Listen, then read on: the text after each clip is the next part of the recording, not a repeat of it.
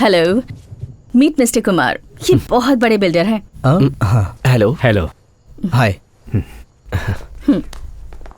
कुमार काफी समय से कह रहे थे क्यों ना हम कहीं बाहर जाकर पार्टी वार्टी करें। और जब आपने इस जगह की बात की तो सोचा कुमार को भी साथ ले लूं। Hope you don't mind. वैसे तो मैं अनजान लोगों के साथ पार्टनरशिप नहीं करता, लेकिन इसके साथ इट्स ओके। ग्रेट। आपके लिए मेरे पास एक सरप्राइज है। तुम गजब की हो यार। इतने सारे सरप्राइजेस। क्या है?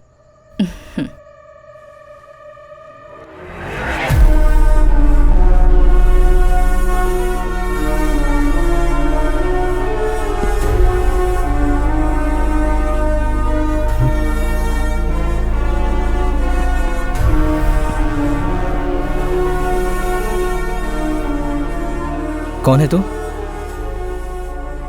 श्रेय, ये सब Seeing is believing. हाँ?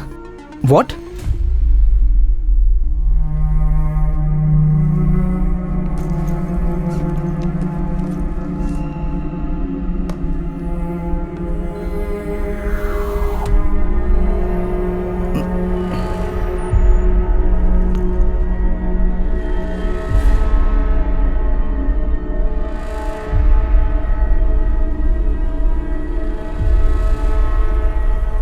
ये सब क्या है? तू श्रेया, श्रेया सुनो please.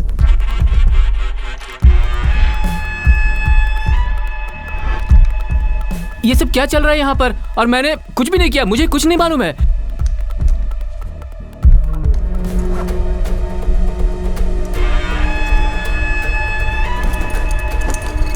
No please please no.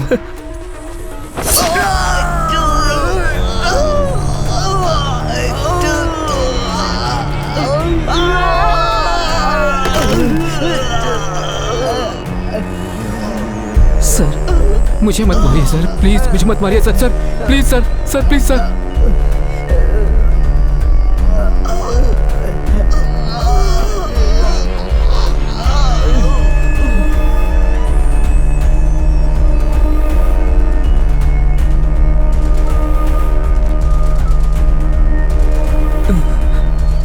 Sir sir sir sir please sir, please sir, please please please please please sir, मुझे छोड़ दीजिए सर। मैंने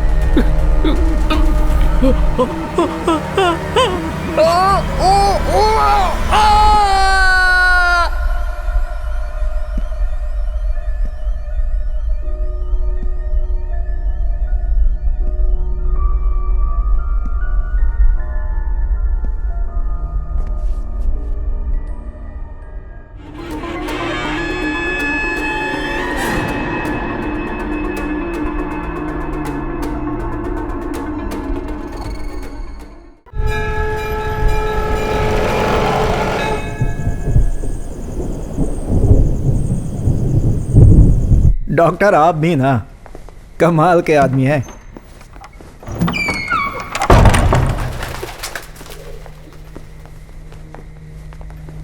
आप हमें पहले ये बात बता देते कि ये जगह आपकी पत्नी के नाम पर है। तुम लोग पहले से एक दूसरे को जानते हो क्या? चलो फिर तो काम जल्दी ही हो जाएगा। हाँ।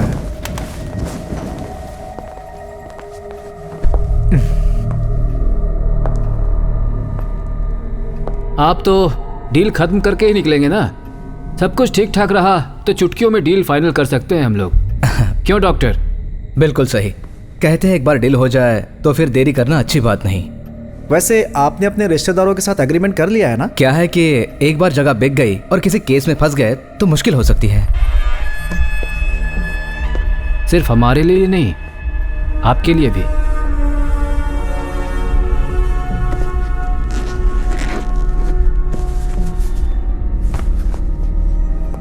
वैसे सर, इस जगह के बाकी हिस्सेदारों को आप संभाल लेंगे ना?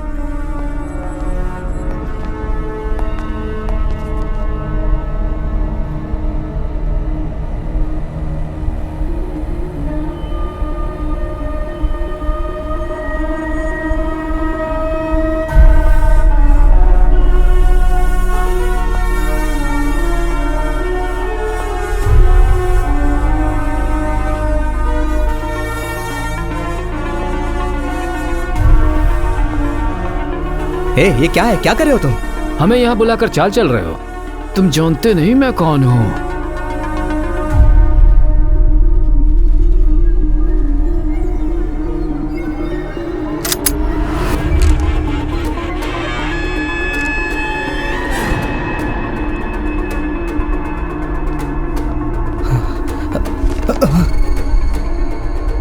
एक बात मैं आपको बता देता हूँ, आपने जो अभी देखा उसमें हमारा कोई हाथ नहीं है। ये सब इन दोनों ने किया है, इन्होंने। सर प्लीज हमें मत मारिए प्लीज। जो हो गया सो हो गया। मैं भरपाई करने के लिए तैयार हूँ। उनके परिवार को जो भी चाहिए मैं देने को तैयार हूँ।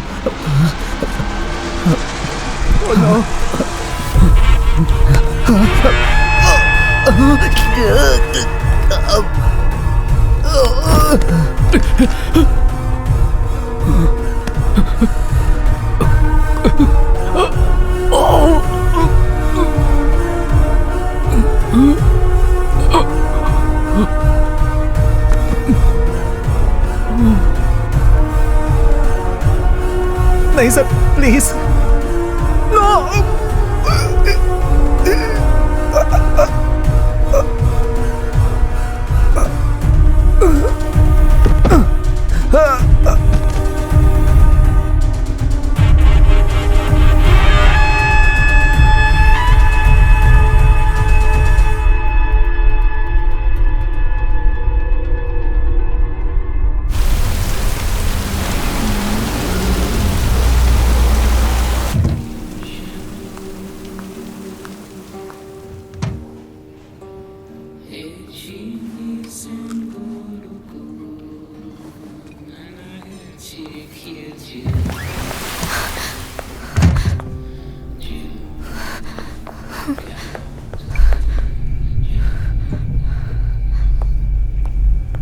मैम उस टेबल पर बैठिए।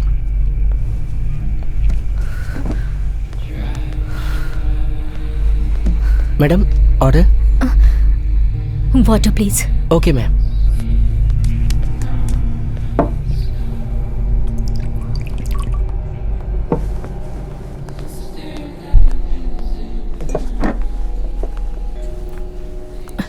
Excuse me, are you in some sort of trouble?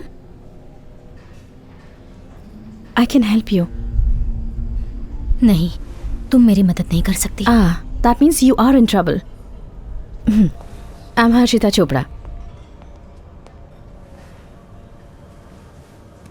I'm a police officer. I can help you. नहीं, पुलिस को फोन मत करना। अगर मुझे पता होता आप पुलिस ऑफिसर हैं तो मैं आपसे बात ही नहीं करती। नहीं, कोई हमारी मदद नहीं कर सकता।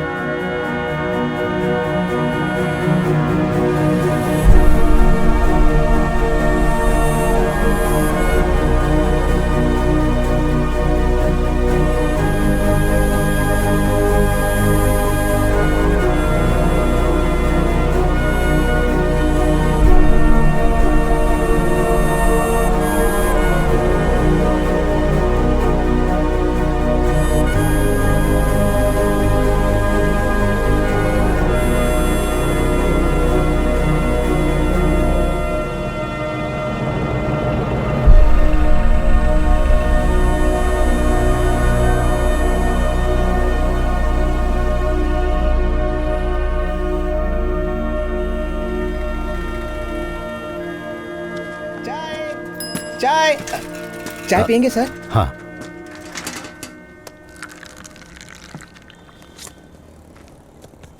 सर ये तो हाँ हाँ।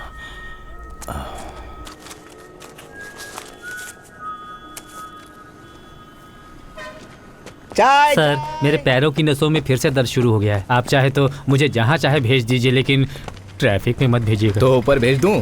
सर, गुड मॉर्निंग सर, आप यहाँ पे?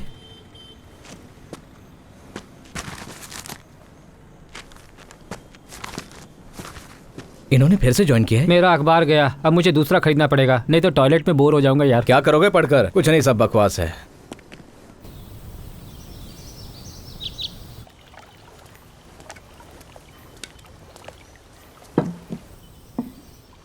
मैथ्यू सर आ जाएंगे, आप शुरू कीजिए।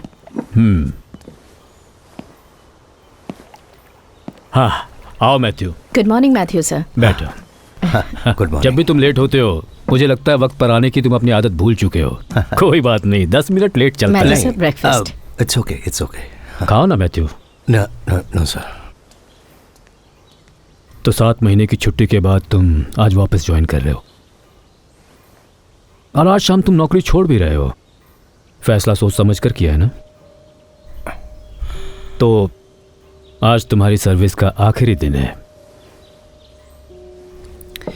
मेरी इस बात का बुरा मत मानना, पर मेरे हिसाब से तुम भाग रहे हो। भाग रहा हूँ मैं? यस। हाँ। कहाँ से भाग रहा हूँ? कहाँ भाग रहा हूँ? सब लोग जानते हैं कि तुम्हारे साथ क्या क्या हुआ था, और मुझसे बेहतर कोई नहीं जानता कि तुम्हारा इस पर क्या प्रभाव पड़ा है। पर ये वॉलंटरी रिटायरमेंट कोई हल नहीं है मैथ्यू। जब तुम्हारे पास कुछ करने को नहीं होगा तो तुम्हारे दिमाग में फालतू ख्याल आएंगे। वो फालतू के ख्याल नहीं है सर, वो यादें हैं, और अब मेरे पास बस यादें ही हैं। I live in the past and that's why I am psychologically unfit for policing. मैं तुम पर दबाव नहीं डालूंगा।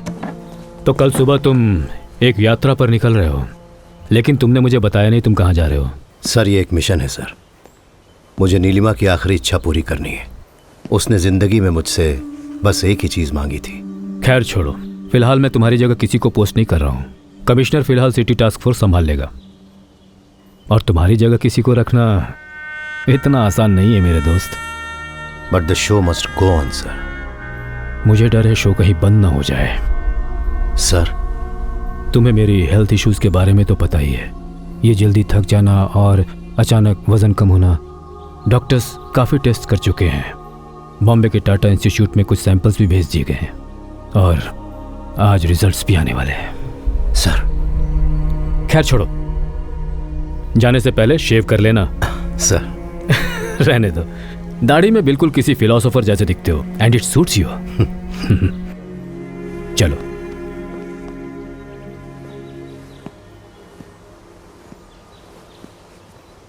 अगर यहाँ कोई इंसान है जिसे आई रियली मिस, तो बेहिचक कहूँगा कि वो आप हैं सर। आपने मेरी हर ज़रूरत पे मेरा साथ दिया है। एक आखिरी बार आपको सैल्यूट करना चाहता हूँ। नहीं, मुझे इस आखिरी शब्द सुनने से सख्त नफरत है। तुम जाओ, हम फिर ज़रूर मिलेंगे जल्द ही, मेरा दिल कहता है। सी यू मैथ्यू। सर।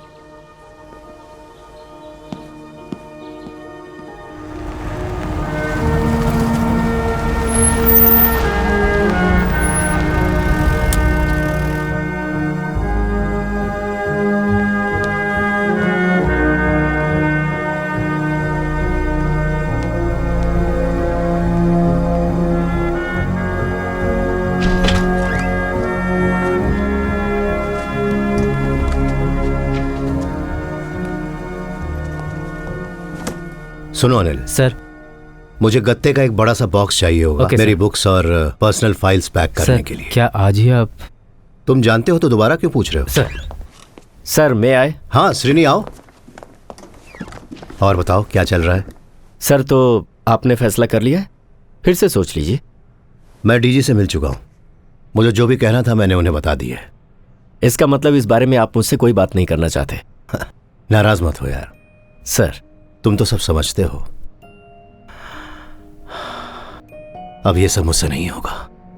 सर समझ तो आप नहीं रहे। मैं पिछले 25 सालों से सैल्यूट करता आ रहा हूं सुपीरियर्स को, उन्हें जो इस देश पर राज कर रहे हैं। पर दिल से सैल्यूट करने का मन सिर्फ आप जैसे किसी लायक इंसान को ही करता है, पूरी इज्जत के साथ। लेकिन आपके जाने के बाद that's what I am going to miss. Srini, I know you feel bad. Sir city task force वही यूनिट है जिसे मैंने बहुत मुश्किलों के बावजूद खड़ा किया है। सर बल्कि जब मैं पिछले 7 महीने से छुट्टियों पर था, मैं जानता हूं तुमने मेरा काम बखूबी निभाया, और वो भी बिना किसी और की मदद लिए, सिर्फ और सिर्फ मेरी खातिर।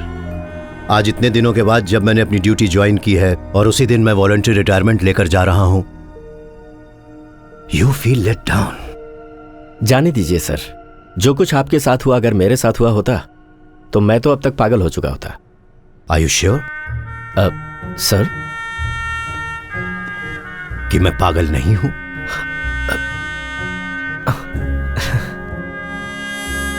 तुम किसी मुसीबत में लग रहे हो, कोई बात तुम्हें परेशान कर रही है? क्या आज सुबह आपने अखबार नहीं पढ़ी? नहीं, क्यों? कुल 3 लोगों के खून हुए हैं सर। तीनों बड़े आदमी थे। उसमें से एक तो हमारा पुराना कलीग था, रिटायर्ड एसीपी विनोद अब्राहम।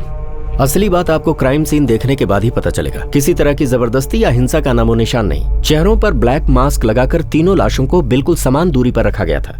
कुछ अजीब है सर। मर्डर, चाहे वो 1 हो या 3, अजीब ही होता है। किसने किसको मारा, किस लिए और कब, ये सारे सवाल बेबुनियाद हैं। इस संसार में इससे ज्यादा अस्वाभाविक और कुछ भी नहीं है कि एक इंसान दूसरे की जान लेने से हिचकता नहीं है। अरब के सभी इत्र की खुशबू भी मेरे हाथों पर लगी खून की दुर्गंध को नहीं मिटा सकती। खून करने के बाद लेडी मैकबेथ ने यही कहा था, आई लव माई शेक्सपियर। हाँ, तो फिर चलते हैं। सर, आज शाम के 5 बजे तक ऑफिशियली मैं टास्क फोर्स का कमांडर हूं। तुम पहले मुझे क्राइम सीन दिखाने ले चलो। वैसे भी तुम इसी काम के लिए यहां आए थे ना? हाँ सर। आज अपने करियर का आखिरी क्राइम सीन देखने जा रहा हूं, तो चलो अब तो मुझे इसकी पूरी डिटेल्स दो। सर, जैसा मैंने बताया, 3 लोगों का खून हुआ है। थारकन मल्टी स्पेशलिटी मेडिकल सेंटर का मालिक डॉक्टर धनेश थारकन, फिर state drug controller Mohan Nair, और हमारे एक्स असिस्टेंट कमिश्नर जो पिछले महीने ही रिटायर हुए थे, विनोद अब्राहम। आपको पता ही होगा, विनोद अब्राहम बहुत बड़ा फ्रॉड था। जब वो यहाँ था उस समय उसके रियल एस्टेट माफिया के साथ अच्छे कनेक्शंस थे। रिटायर होने के बाद तो वो पूरी तरह से रियल एस्टेट में ही घुस गया। हैरानी की बात तो ये है सर कि जिस बिल्डिंग में क्राइम हुआ वो कई सालों से बंद थी, क्योंकि उसके मालिकों के बीच कुछ झगड़ा चल रहा था। फैमिली ट्रस्ट ने एक क्लीनिंग एजेंसी अपॉइंट की हुई थी जो हर शुक्रवार को बिल्डिंग खोलकर साफ सफाई करती थी। सफाई करने वालों ने ही सुबह लाशें देखी।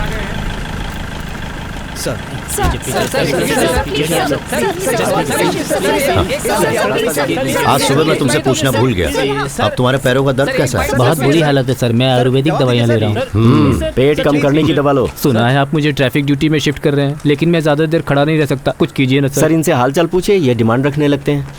हमारे पुलिस डिपार्टमेंट में किस चीज की कमी है, तुमने कभी सोचा है? किसकी सर? कोई आगे नहीं आएगा। इंसानियत की। सर, क्या चल रहा है? फॉरेंसिक ने अपना काम शुरू कर दिया। जगह काफी बड़ी है, थोड़ा समय लग सकता है। हाँ। वो अंदर कैसे घुसे, कुछ पता चला? नहीं सर।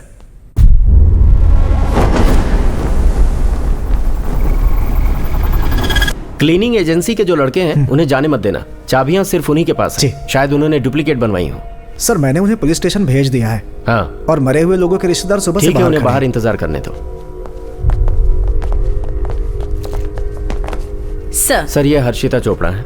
अब ये हमारी टास्क फोर्स का हिस्सा है। इससे पहले एएसपी रह चुकी हैं।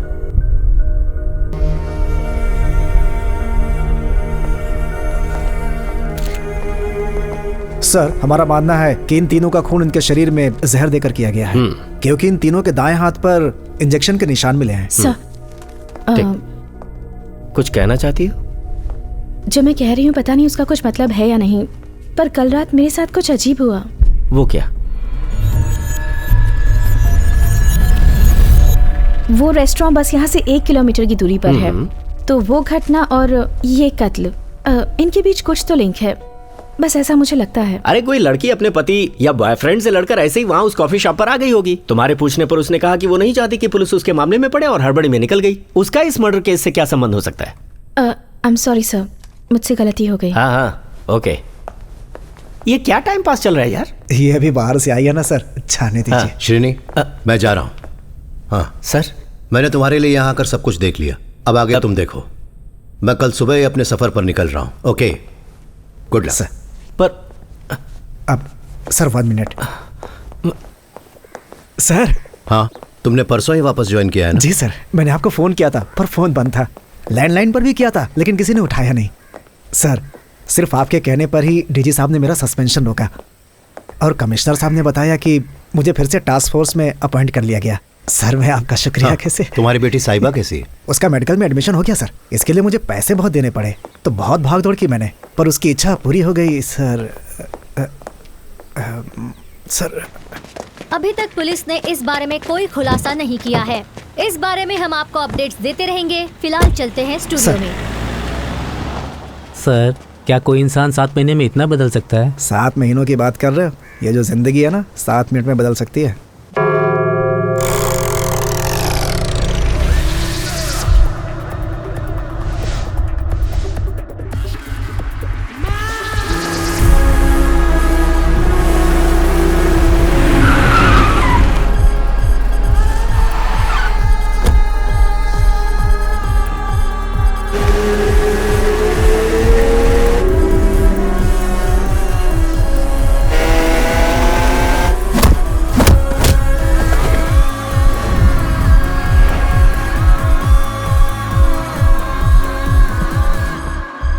Are you a cop? Yes, my dear.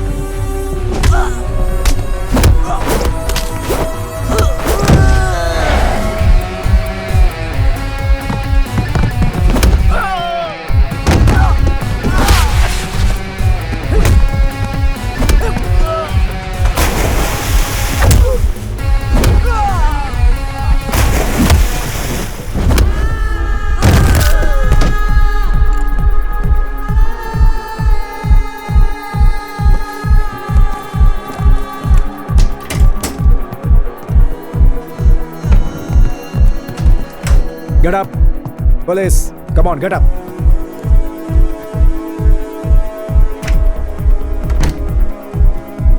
कुछ नहीं मिला सर, नथिंग। Come. सबकी चेकिंग करने के बाद ही जाने देना। Okay sir.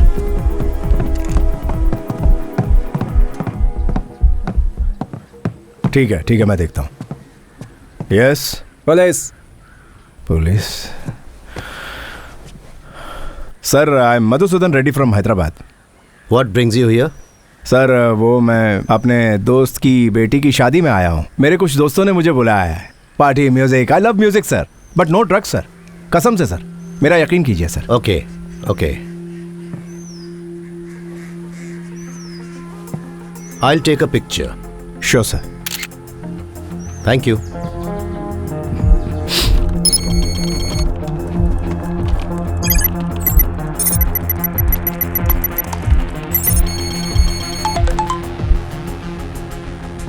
Felix D Vincent, the drug supplier based in Goa, Russian mafia का सबसे वफादार पार्टनर। लुक मिस्टर मैथ्यू, हम एक डील करते हैं। तुमने मुझे कभी देखा नहीं है। Just close your eyes. तुम चाहो तो वहाँ पड़े 2 बैग अभी ले जा सकते हो, बाकी जहाँ कहोगे वहाँ पहुँचा दूंगा। मुझे जाने दो, नहीं तो पूरी जिंदगी पछताओगे। सब कुछ बदल जाएगा। मुझसे पंगा मत लेना सर। कम ऑन फेलिक्स, मुझे उम्मीद थी कि तुम्हारी धमकी में कुछ तो क्लास होगा, पर तुमने मुझे बिल्कुल निराश कर दिया। इकबाल सर, ले जाओ इसे और ये पूरी की पूरी जगह बंद करवा दो। अच्छा बोनस मिलेगा पक्का।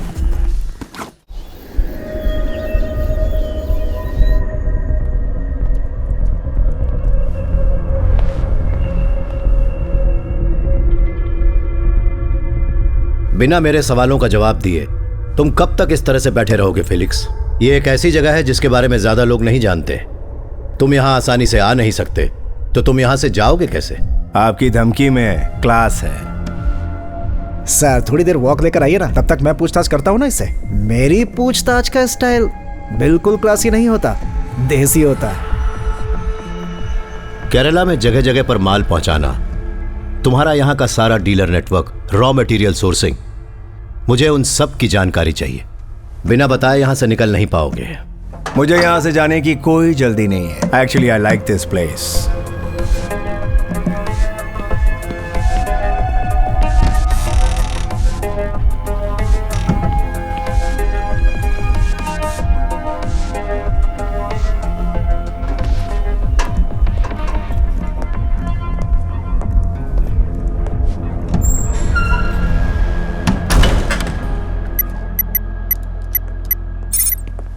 कल रात से ही मेरा मोबाइल फोन बंद पड़ा हुआ है। उसे फिक्र हो रही होगी कि मैं कहाँ रह गया। आप जाइए सर, कल तो आप दिल्ली जा रहे हैं ना, उन्होंने शॉपिंग प्लान्स बना रखे होंगे।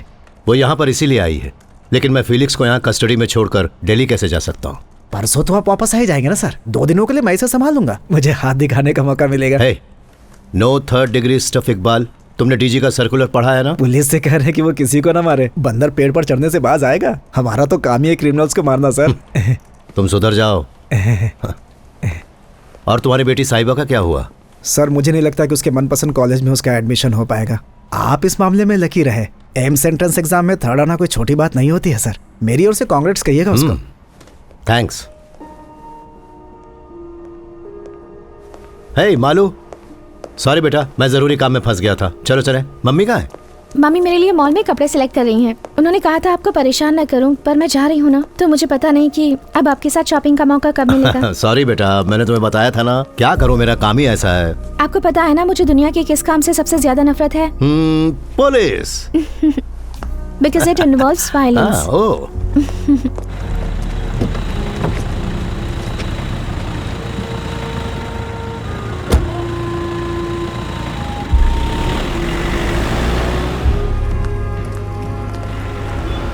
तो मैं ये कह रहा था कि पुलिस का मुख्य काम है कानून स्थापित करना, तो इसमें कभी कभी ताकत का इस्तेमाल करना पड़ता है। जो प्रोफेशन मैंने चूज किया है वो बेस्ट है। To be a doctor is to heal everyone, to heal the whole world. ओह।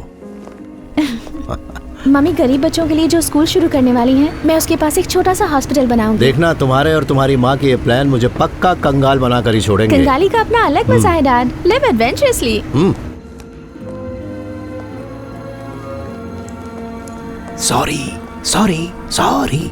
मालू जरा देखो जो मैंने तुम्हारे लिए पसंद किया है वो कैसा अरे है। तुम्हारी मम्मी ने पसंद किया है। जरूर अच्छा ही होगा। हाँ, अच्छा ही होगा। मैं जाकर देखती बिल्कुल। हूँ। देखो, मुझे अच्छे से पता है कि तुम अब क्या कहने वाले हो। पहले कई बार ये एक्सप्लेनेशंस मैं सुन चुकी हूँ, टीवी पर देखा, डेयरडेविल कॉमिंग, सब्सटेंस हंटिंग। पता है मैं उसके जाने से पहले 2-3 दिन की छुट्टी लेकर उसके साथ वक्त बिताना चाहता था, पर नहीं हुआ। छोड़ो ना, कोई बात नहीं। हमारी बेटी अब पहले से बहुत समझदार हो चुकी है। वैसे तुमने जो कल किया वो काबिले तारीफ है। जानते हो मेरे पास कितने स्टूडेंट्स की माँ इन्हीं ड्रग्स से रिलेटेड प्रॉब्लम्स का रोना लेकर पहुंचती हैं। उसने तुम्हें अपनी इच्छा बताई? वो तुम्हारे स्कूल के पास ही एक छोटा सा हॉस्पिटल बनाना चाहती है और वहां मुफ्त में लोगों का इलाज करेगी। बिल्कुल तुम पर गई है वो। और तुम पर भी। सच बताओ, तुम्हें इस बात का दुख हो रहा है ना कि वो पढ़ने के लिए दिल्ली जा रही है? ये उसके लिए बहुत ही अच्छी अपॉर्चुनिटी है। हाँ, फिर भी तुम उसे सबसे ज्यादा मिस करने वाले हो। तुम्हें तो कोई दुख नहीं हो रहा लगता है। दुख तो हो रहा है, पर मैं तुमसे ज्यादा स्ट्रांग हूँ। तुम्हारा दिल नाजुक है ना।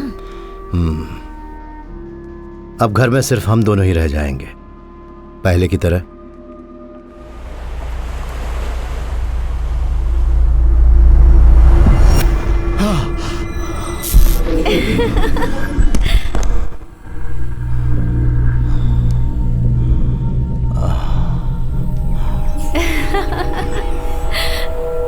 पापा,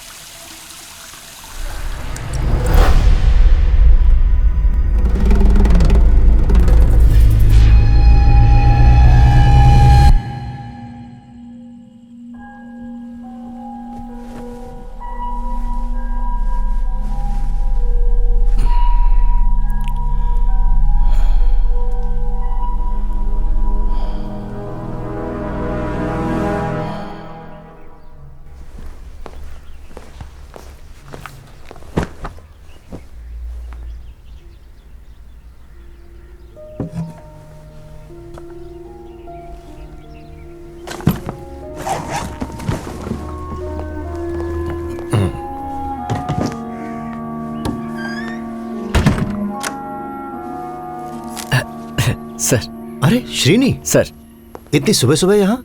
सर, आपके जाने से पहले डीजी सर आपसे एक बार मिलना चाहते हैं। उन्होंने मुझसे कहा कि मैं किसी और को ना भेजूं और खुद आपको अपने साथ लेकर आऊं। तो हम चलें सर?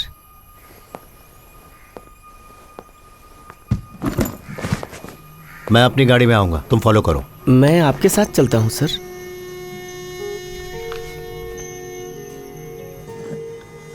जिनकी भी मौत हुई वो सब नामचीन आदमी थे और उनमें से एक तो हमारा ही आदमी था, पर अभी तक उनके बारे में कोई भी जानकारी मुझे अब तक तुमने नहीं दी है। सर, ये कोई मामूली केस नहीं है जिसके नतीजे पर हम इतनी आसानी से पहुंच सके। आधे घंटे तक सीएम के सामने शर्मिंदा होकर खड़ा रहा, कितनी बेइज्जती की बात है। तुम क्या सोचते हो? Any take on this? मुझे कोई आइडिया नहीं है sir. Matthew, I need your help. किसी में भी इतनी काबिलियत नहीं कि तुम्हारी तरह जुर्म की तह तक पहुंचकर उसका पता लगा सके। This is your kind of game Matthew. मैं इसके लायक नहीं हूं सर, और बस इतना ही नहीं, मैं अब इस फोर्स का हिस्सा भी नहीं रहा। मैथ्यू, मुझे बस तुम्हारी राय की जरूरत है। सर्विस में तुम चाहे रहो या न रहो, तुम्हारी पर्सनल चॉइस है। ये पूरी टीम, पूरा इंफ्रास्ट्रक्चर सब तुम्हारे हाथ में है। मैथ्यू, तुम अपनी ये यात्रा कुछ दिनों के लिए रोक नहीं सकते? Sorry sir. Sir please. Please Srini. Sir. जाने दो। श्रीनी सर, एक सेकेंड। सर, तुम यहीं रुको। मैथ्यू, जरा आओ।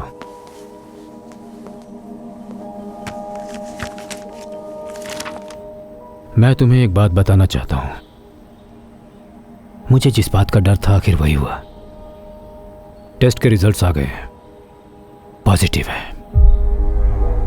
मुझे बोन मैरो कैंसर है और इसका इलाज सिर्फ बोन मैरो ट्रांसप्लांट ही है, लेकिन कुछ भी हो सकता है और अगले स्टेज के बाद तो दर्द और भी बढ़ जाएगा।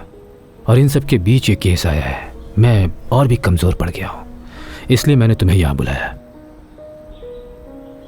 मैंने ये बात किसी और को नहीं बताई है, सिर्फ तुम ही हो जिसे मैं बता सकता हूँ। लेकिन तुम अपना जाना कैंसिल मत करो।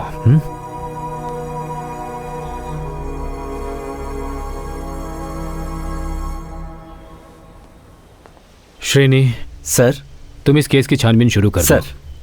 मैं भी आज शाम की रिव्यू मीटिंग के लिए आऊंगा। Will do our best sir. Good sir. मैं तुम्हें शाम को। सर, वो ऑफिसर क्या नाम था उसका? हर्षिता? सर, वो उस दिन कुछ बता रही थी ना, रेस्टोरेंट में जो बुर्का पहने मिली थी। उसका इस केस से कोई लेना देना नहीं। लेना देना है श्रीनी। सर, हर्षिता और इकबाल से कहो कि जल्दी उस रेस्टोरेंट में पहुंचे, मैं वहीं मिलूंगा। तो फिर आपने अपना जाना टाल दिया? रिव्यू मीटिंग कैंसिल कर दीजिए, मैं शाम को आपसे आकर मिलता हूं sir.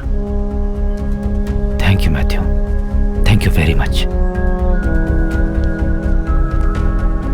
He is on sir. Srini. Sir, हर जुर्म बहुत आसान होता है। हर समझदार मुजरिम सबसे आसान तरीके को सबसे प्रभावशाली ढंग से अपनाने की कोशिश करता है। यह केस जितना मुश्किल लग रहा है, दरअसल उतना मुश्किल है नहीं। Don't lose your focus. Sir.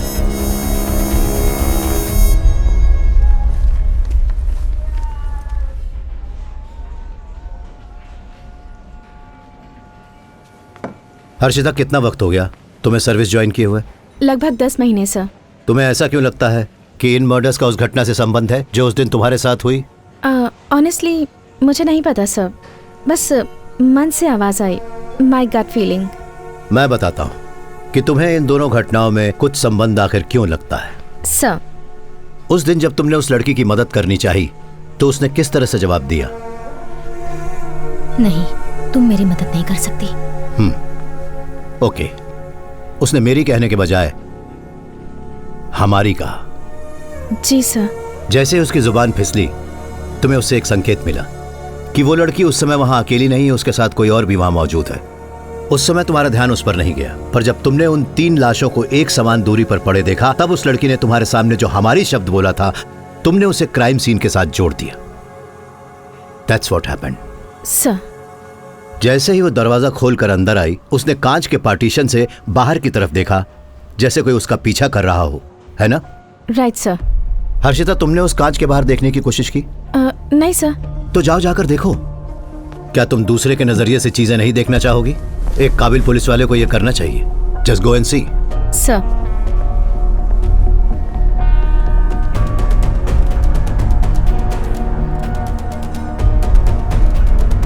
Sir इसके बाहर तो दिखता ही नहीं।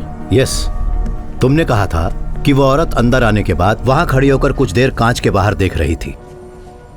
जब कांच के बाहर देखा ही नहीं जा सकता तो फिर वो कर क्या रही थी? वो इस ग्लास में परछाई देख रही थी, उस टेबल की। उस टेबल पर जो बैठा था वो औरत उसी को देखना चाह रही थी।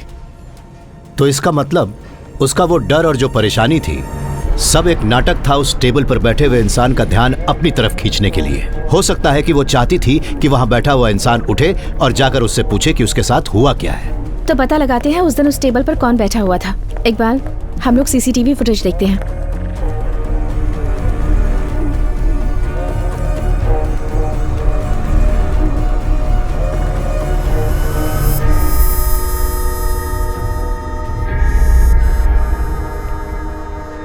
सर, इस सीसीटीवी फुटेज में तो यस, इट्स मी। काफी दिनों से अक्सर मैं यहाँ रात को 8:30 बजे आता हूँ, डिनर करके 9:30 बजे तक चला जाता हूँ। उस लड़की ने यह सब नाटक शायद इसलिए किया क्योंकि उसे मेरी इस रूटीन के बारे में पता था। शायद वो चाहती थी कि मैं कुछ रिएक्शन दूं, पर ऐसा कुछ भी नहीं हुआ। पर क्यों सर? मालूम नहीं क्यों। हर्षिता, तुम्हें उसके बारे में और क्या याद है? उसके बात करने का ढंग याद है? वो पढ़ी लिखी थी सर, बिल्कुल मॉडर्न साउंड कर रही थी। और सर कुछ अजीब था। अजीब क्या? शी स्मोक्स, ऐसा मुझे लगता है। उसके हाथों के बारे में कुछ बताओ। फिंगर्स, नेल्स, कुछ याद आता है? जहाँ तक मुझे याद है उसके हाथ लंबे थे, वायलेट नेल पॉलिश और हाथ पर ओम का टैटू था। उस दिन यहाँ जो कुछ भी हुआ मैंने ज्यादा ध्यान नहीं दिया, मुझे फिक्र ही नहीं थी। पर मैंने उस लड़की के जूते नोटिस जरूर किए थे। मेरी एक अजीब सी आदत है, मेरा यह मानना है कि आप किसी भी इंसान का कैरेक्टर उसके जूते देखकर बता सकते हैं। उसने बूट्स पहने हुए थे, cigarette smell, violet nail polish, Om tattoo, boots. बुर्खा पहने एक डरी सहमी सी लड़की जो किसी से बचने की कोशिश कर रही थी और उसे उसकी जान का खतरा भी था। कुछ तो गड़बड़ जरूर है। इस केस से जरूर उसका कोई तो संबंध है, उसे ढूंढना ही होगा। अब हमें मरे हुए लोगों की कुंडली निकालनी होगी इकबाल। आखिर वही तीनों एक साथ क्यों? Tharakan's medical city chairman and managing director doctor Tharakan, state drug controller Mohan Nair, retired DSP Vinod Abraham. इन तीनों का आपस में संबंध क्या है इकबाल? सर, आपको वो वाकया तो याद होगा ना? 10 महीने पहले, तारीख थी 23 अक्टूबर 2016, थाराकंस मेडिसिटी में एक बहुत बड़ा हादसा हुआ था। उन्होंने डेंगू के इलाज के लिए एक बिना लाइसेंस के इंपोर्टेड ड्रग का इस्तेमाल किया था, जिसमें 9 से 16 साल के 8 बच्चों की मौत हो गई थी। ये उस समय की सनसनीखेज खबर थी सर। सरकार तक ने ड्रग कंट्रोलर को रिपोर्ट दर्ज करने के लिए कहा था। ड्रग कंट्रोलर की गलत रिपोर्ट के कारण डॉक्टर थरकन निर्दोष साबित हुए थे। मतलब थरकन और ड्रग कंट्रोलर मोहन नायर के बीच कोई समझौता जरूर हुआ होगा। उन दोनों ने प्रॉपर्टीज में भी मिलकर इन्वेस्टमेंट की थी सर, खासकर अक्टूबर 2016 के बाद। मान लेते हैं कि थरकन और मोहन का कत्ल बिना लाइसेंस के ड्रग इस्तेमाल करने वाले केस की वजह से हुआ है, पर तीसरा आदमी जो मारा गया विनोद, उसका इस केस से तो कोई संबंध नहीं है। He is an odd man out. तो फिर उसको इनके साथ ही क्यों मारा? सर, थाराकन और मोहन नायर के रियल एस्टेट के धंधे में जो आदमी एजेंट बना हुआ था वो अपने विनोद सर थे, और विनोद सर इन दोनों बदमाशों के जरिए अपनी गैर कानूनी जमीन का धंधा भी चलाते थे। जॉइंट जॉली और पाइप पांडे। अरे बिल्कुल सही सुना। हम बस 40 के कागज बनवाएंगे और बाकी का 10 कैश चाहिए। कैश के बिना डील नहीं करूंगा। सिंगल प्राइस 50 और उसमें 10 कैश। समझ गए ना? मुझे पता है आपके पास बहुत रोकड़ा पड़ा है, अगर आप चाहे तो मुंबई में भी दे सकते हैं। अरे बहुत आदमी है हमारे वहाँ पर। रमेश सर, पांडे बोल रहा हूँ। हाँ वही पाइप पांडे। कर्नाटका में भी ले सकते हैं, 5% एक्स्ट्रा लगेगा। हाँ अभी मार्केट में तो बेस्ट रेट चल रहा है ना। कर क्या रहा है? 5% मतलब 5% कितना हुआ? ये तो ना ला दे मुझे। हाँ रमेश सर, मैं शाम को बात करता हूँ। अरे जब मैं डील कर रहा हूँ तो बीच में भोगना जरूरी है क्या? पिछले 8 महीने से उस जगह को निकालना चाह रहा हूँ। जब मैं उस बेवकूफ रमेश को मना चुका हूँ तो तू बीच में आके अपनी नाक क्यों रगड़ रहा है? देख भाई, सारा झोल मैं ही करता हूँ तो कमीशन भी मैं तय करूंगा। तू दिमाग से काम करेगा नहीं क्योंकि वो तेरे पास है ही नहीं। पर अपना जो मुंह है ना उसे बंद रखना। जिससे मिलने जा रहे हैं ना खतरनाक है, बहुत खतरनाक। कैसा खतरा यार, सस्पेंड हो चुका है वो। चला तू। क्या रे, मैंने कहा था ना 1 बजे मिलने आ रहा हूँ, आधे घंटे से इंतजार करवा रहा है। नहीं सर, वो रास्ते में एक डील की बात कर रहे थे। गरम क्या है तो तेरे लेट हो पास? गए। सर नमकीन लेंगे? मत लीजिए सर। वैसे सर हमसे मिलना क्यों चाहते थे? कोई खास बात नहीं है। तुम दोनों विनोद सर के अंतिम संस्कार पर कहाँ थे? तुम दोनों तो उनके दाहिने हाथ थे ना, क्या बोलते हो? उस समय हम शहर में नहीं थे, मुंबई गए हुए थे। सब कह रहे हैं कि रियल एस्टेट एकदम मंदा चल रहा है, फिर भी विनोद सर ने इतने कम समय में ही इतना ज्यादा माल छाप लिया। क्या राज था इसके पीछे?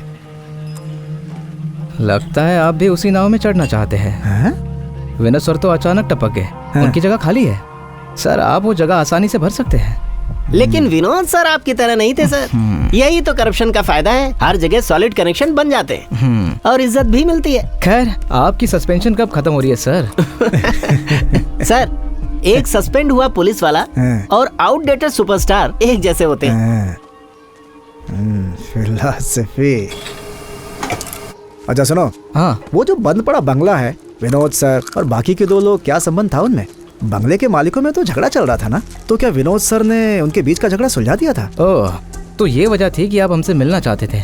क्यों सर, वो प्रॉपर्टी आपको चाहिए क्या? हाँ सोच तो रहा हूँ। वो मुश्किल है सर, हम बहुत कोशिश कर चुके हैं। इतना ही नहीं, उस बिल्डिंग के मालिक दुनिया भर में फैले हुए हैं और सभी एक दूसरे से नफरत करते हैं। विनोद सर की भी उस प्रॉपर्टी में नजर थी, जब लगा हाथ नहीं आएगी पीछे हट गए।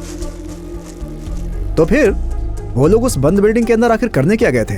क्या पता सर, 2 दिन से यही सोचकर हम भी परेशान हैं। हाँ, बंद बिल्डिंग में घुसे कैसे और अंदर उनकी लाश मिली। अब आप उस प्रॉपर्टी को छोड़ दीजिए, और भी कई बढ़िया प्रॉपर्टीज हैं। हम पर भरोसा करके देखिए, बहुत मजा आएगा। जिंदगी का मतलब शान से जी। मैं भी यही सोच रहा हूँ। अच्छा तुम लोग अभी भी ड्रग्स बेचते हो? उसमें बहुत खतरा है सर, और जब से ऋषिराज सर आए हैं ना, धंधा ही बंद हो गया। लेकिन अगर कोई अच्छा माल है तो बताइए ना सर।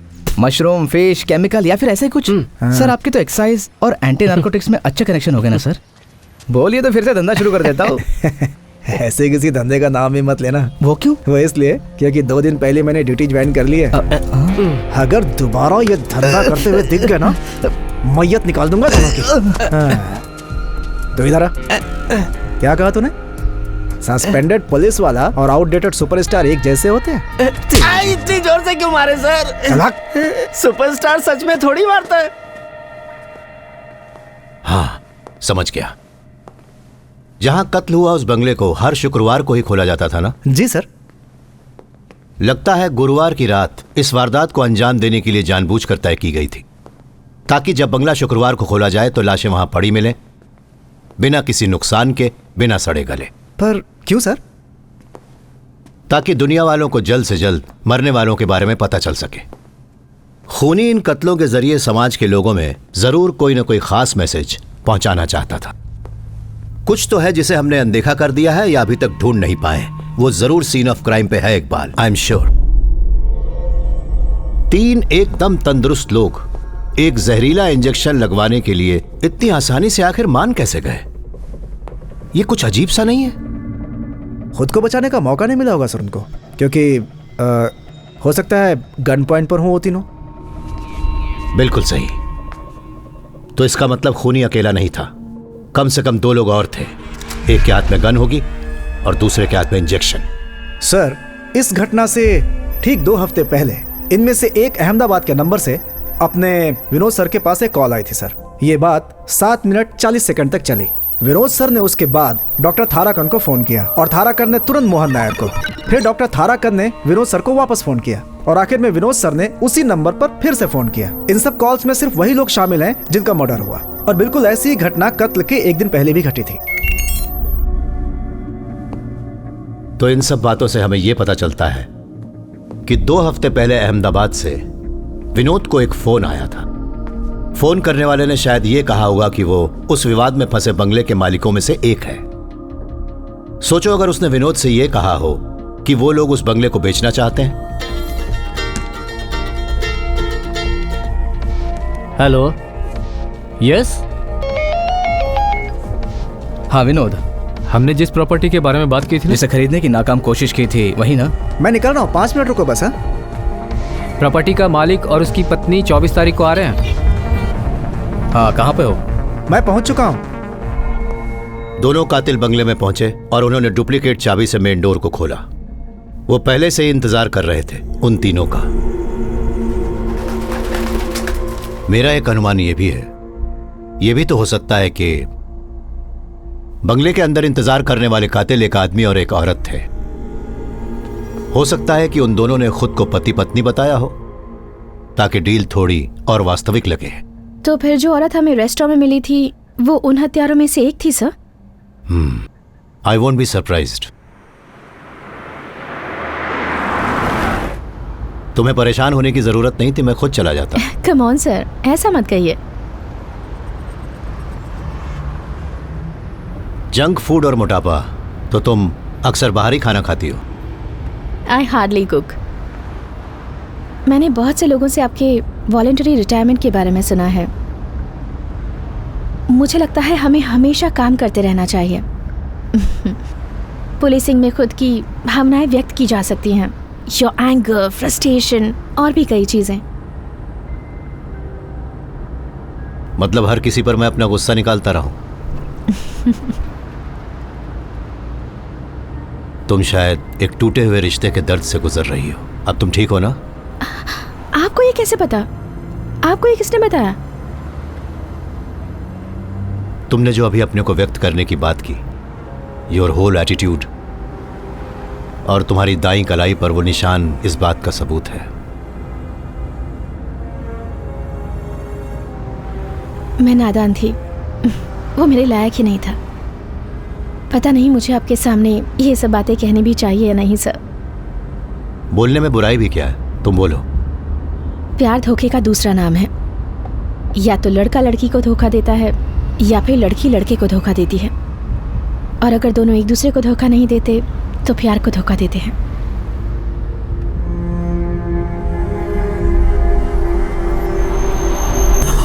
आप ठीक तो है ना सर? हाँ।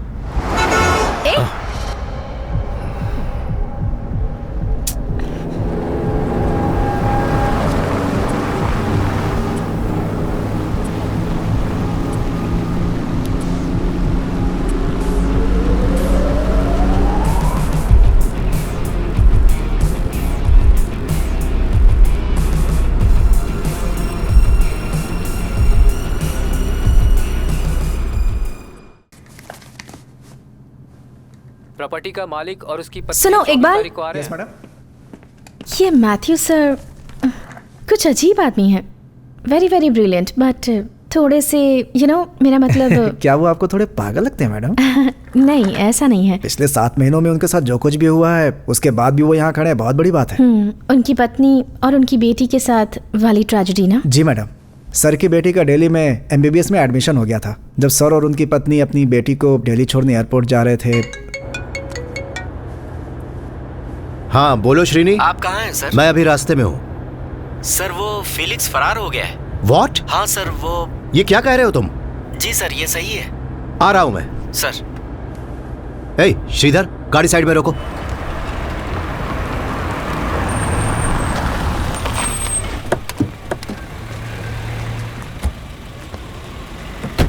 क्या हुआ?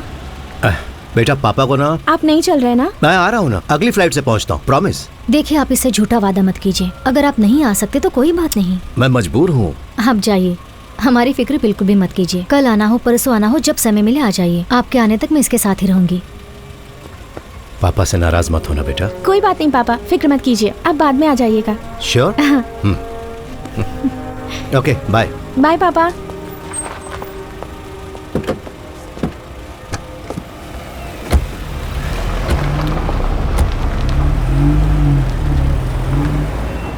तुमने बाल ठीक से नहीं बांधे।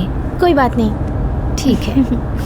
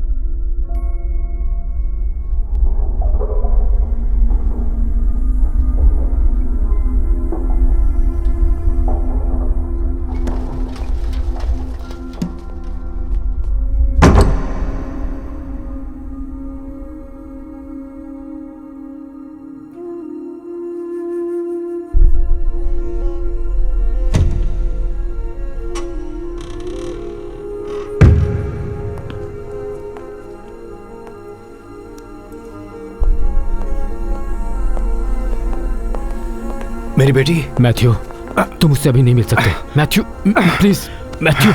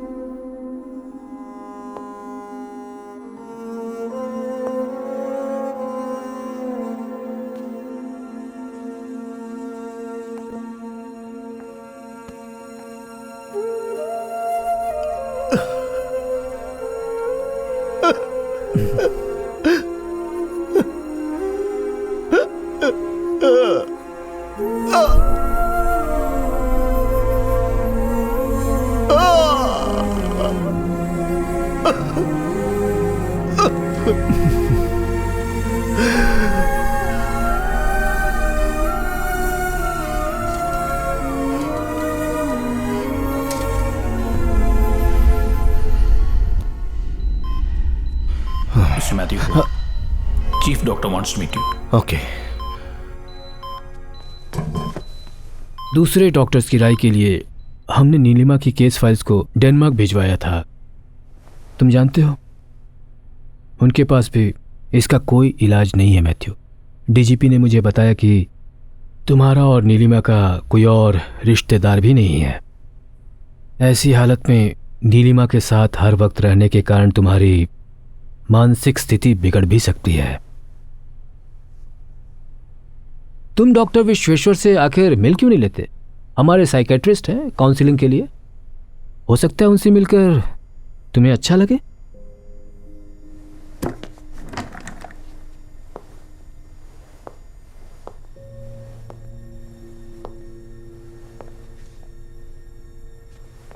आप डॉक्टर्स हमेशा कहते हैं ना कि चमत्कार होगा, तो कोई उम्मीद है इस केस में ऐसा कुछ हो? मैं आपको कोई झूठा दिलासा नहीं देना चाहता sir. I am really sorry.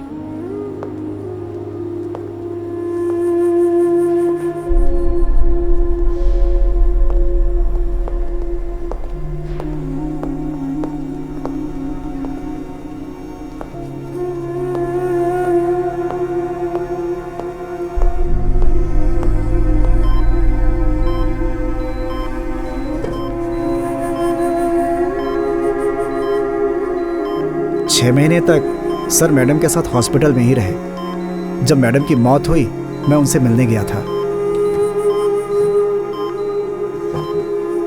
वो बहुत बदल चुके थे, जैसे कि कोई पागल इंसान हो। 1 महीने के लिए और उन्होंने छुट्टी एक्सटेंड करा ली और वॉलंटियर रिटायरमेंट के लिए अप्लाई कर दिया। He was a wonderful husband, wonderful father. हाँ, एक बात बताओ मैम। फेलिक्स की कस्टडी से फरार होने की वजह से तुम्हें सस्पेंड कर दिया गया था? जी मैडम, तब वहाँ मैं ही इंचार्ज था। पर वो भागने में कामयाब कैसे हुआ? मैडम, वो अभी तक एक रहस्य बना हुआ है। हमारे शेल्टर में पावर फेलियर हुआ, इन्वर्टर बैकअप भी फेल हो गया, जनरेटर खराब था और वो 20 मिनट तक शुरू नहीं हो पाया। जब तक गार्ड इमरजेंसी लैंप लेकर पहुंचा तब तक वो भाग चुका था मैडम। अचानक पावर फेलियर हो गया, बैकअप सिस्टम ने काम करना बंद कर दिया, ये सब एक साथ होना अजीब नहीं लगता? अब इस बारे में क्या कह सकते हैं मैडम। सुपीरियर्स को बस बलि के बकरे चाहिए। मुझे और बाकी 3 लोग को सस्पेंड करके उन्होंने वो केस ही बंद कर दिया मैडम। मैथ्यू सर ने डीजी से बात की थी, इसलिए मुझे सस्पेंशन से वापस बुला लिया। सर ठीक है सर। नहीं, हम इधर ही हैं सर। मैथ्यू सर का फोन था, वो हमसे अभी मिलना चाहते हैं। कितनी देर में आने वाले हैं वो? 10 मिनट में मैम।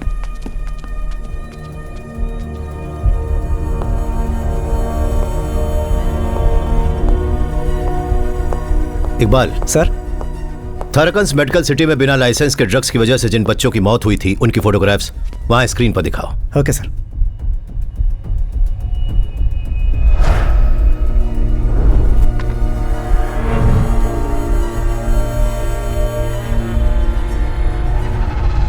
इन फोटोग्राफ्स को प्रिंट करवाओ और फिर मेरे साथ चलो।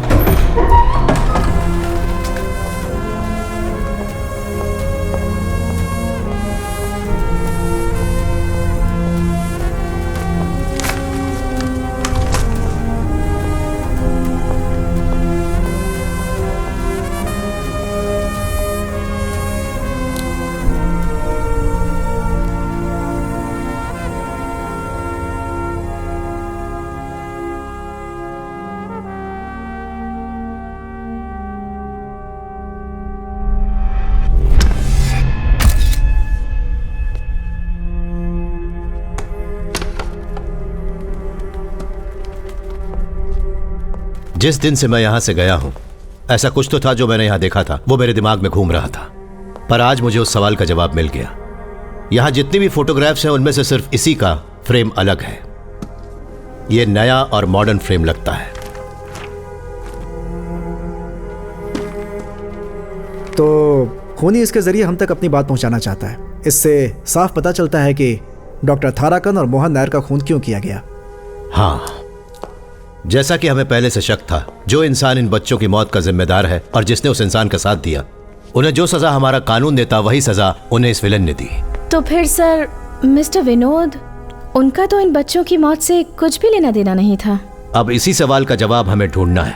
पर एक बात तो साफ है, इन हत्याओं की वजह आपसी दुश्मनी नहीं है। इसकी वजह है मासूमों को इंसाफ न मिलना, और इस वजह से शायद और भी हत्याएं होंगी।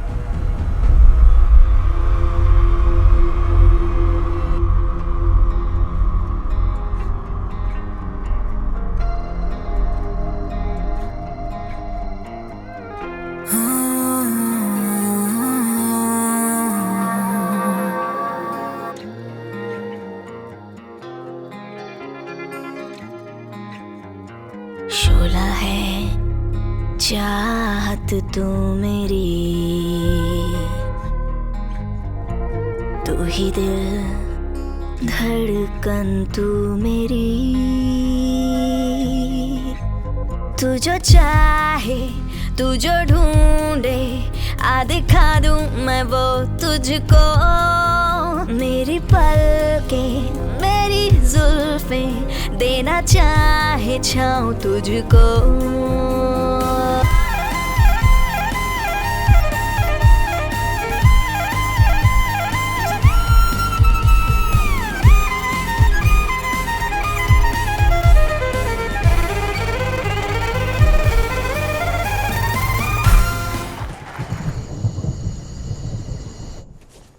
Hello, meet mister Kumar. ये बहुत बड़े बिल्डर हैं।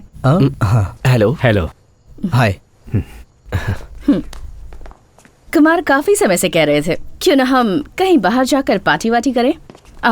और जब आपने इस जगह की बात की तो सोचा कुमार को भी साथ ले लूं। Hope you don't mind. वैसे तो मैं अनजान लोगों के साथ पार्टनरशिप नहीं करता, लेकिन इसके साथ इट्स ओके। ग्रेट। आपके लिए मेरे पास एक सरप्राइज है। तुम गजब की हो यार। इतने सारे सरप्राइजेस। क्या है?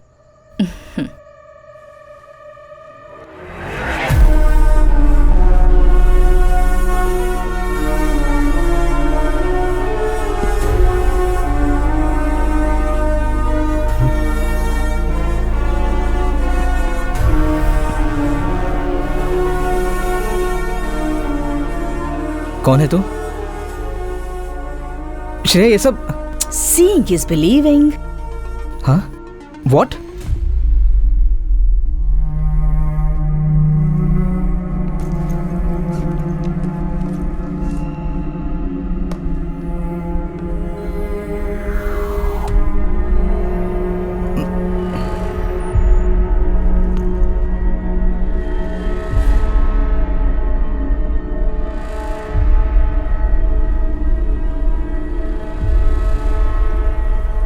ये सब क्या है? तू श्रेया, श्रेया सुनो please.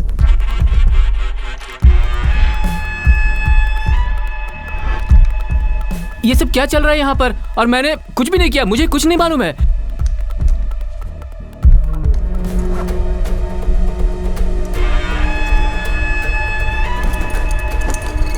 No please please no.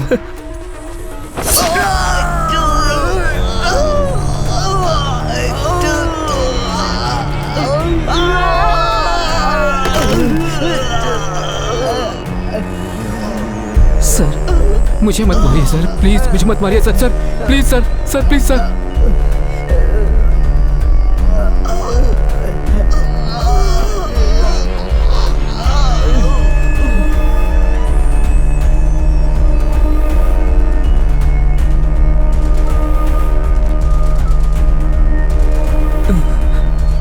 Sir sir sir sir please sir, please sir, please please please please please sir, मुझे छोड़ दीजिए सर। मैंने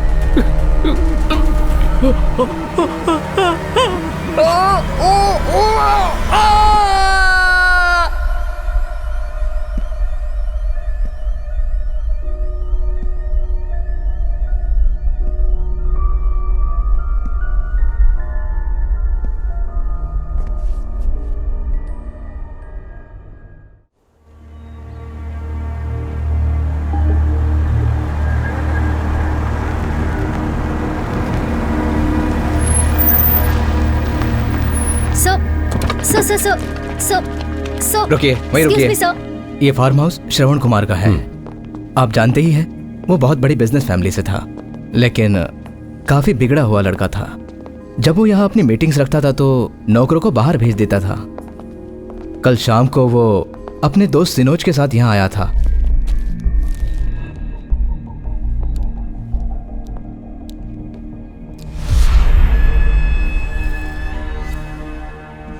दोनों हादसों का तरीका एक ही है, लेकिन दोनों घटनाओं में मारने का अंदाज अलग था। जो लोग किसी के साथ जबरदस्ती करते हैं उन्हें सजा देने का ये सबसे प्रचलित तरीका है। क्या इन दोनों का ऐसा कोई बैकग्राउंड था? आपको नहीं मालूम मैडम, कुछ दिनों पहले एक भयानक केस सामने आया था, करोनिया रेप केस। एक 20 साल की लड़की का रेप और मर्डर हुआ था। 2 लोगों को इस केस में पकड़ा गया था। यही श्रवण और सिनोज जिनका कल मर्डर हुआ है। पुख्ता सबूत ना होने की वजह से ये दोनों बच निकले थे मैडम। एसीपी विनोद ने ही उस केस की तहकीकात की थी। जिस तरह से उसने इस केस को हैंडल किया था, उसे लेकर मीडिया में काफी विवाद हुए थे। तुम्हारे साथ जिन लोगों ने लड़की के माता पिता ने मीडिया के सामने बयान दिया कि बच्ची ने विनोद को मुजरिम के नाम बताए थे। बताओ बेटा। मुझे पता है। इन दोनों को बाहर लेकर जाओ। डॉक्टर, तुमसे भी कह रहा हूँ, तुम भी बाहर जाओ। बताओ। श्रवण। उन्होंने सीएम तक से शिकायत की थी कि विनोद ने लड़की की स्टेटमेंट गलत रिकॉर्ड की है। वो केस आज भी हाई कोर्ट में पेंडिंग पड़ा हुआ है। मैं देखता हूँ। Sir please. तो फिर पैटर्न ये था सर। पहले केस का ऑड मैन आउट इशारा कर रहा था होने वाली हत्याओं की तरफ। सर, उस हिसाब से इस केस में ऑड मैन आउट कुमार है, तो इसका मतलब अगली हत्या कुमार से संबंधित होगी। इस कुमार का बैकग्राउंड क्या है? मैडम, वो केरला की रियल एस्टेट इंडस्ट्री में बहुत बड़ी हस्ती था। आपने लैंड बैंक, लैंड माफिया तो सुना ही होगा। उसका जीता जागता उदाहरण।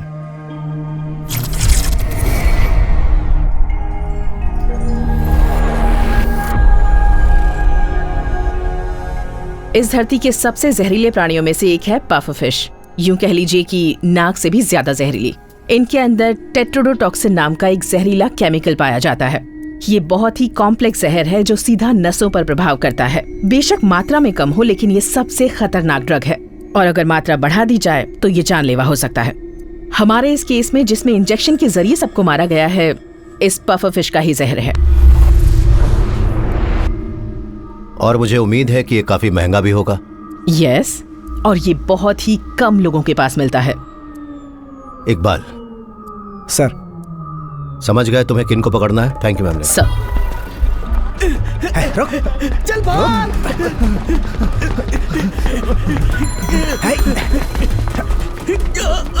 रुक।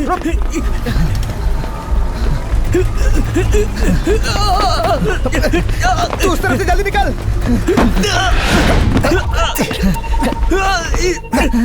चुपचाप चल। मुझे छोड़ दीजिए सर, मैंने क्या किया? चल, सब बताता हूँ ना क्या किया। कुछ भी तो नहीं किया सर।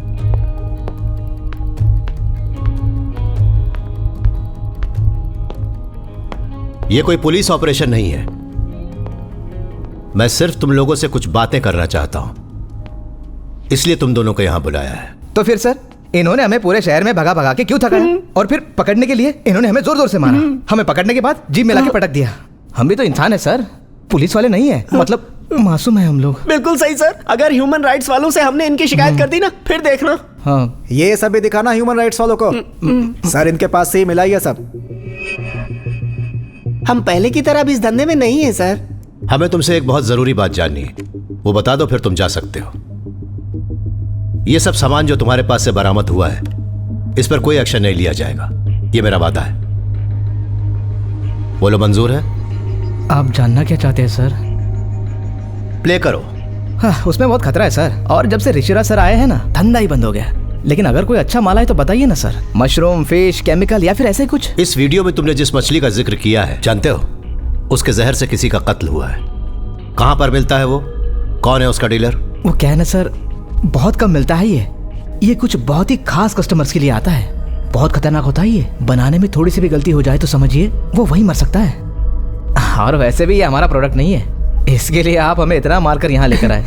टाइम वेस्ट हो गया ना आपका। क्या बजाया है सर? सच बोल। चल बता सब कुछ। देखिए सर, आज तक हमने इसे सिर्फ 2 ही बार मंगवाया है। आपको बताया था ना, ये बहुत ही कम मिलता है। ये तमिलनाडु के एक जिले से आता है, बहुत मुश्किल से। पहली बार इसे ऑर्डर किया एक शिप के कैप्टन ने। कौन था? रशियन था। हाँ, रशियन। पोर्ट पे जाकर डिलीवरी दी हमने। दूसरी बार खरीदार का पता ही नहीं था। एक आदमी ने जवाहर नगर के पास डस्टबिन में माल फेंकने को कहा और हमने वैसा ही किया। जहाँ तक मैं तुम्हें जानता हूँ, तुम इसे ऐसे ही छोड़कर तो नहीं गए होगे। छुप कर जरूर देखा होगा कि माल कौन लेकर गया। हाँ, देखा था।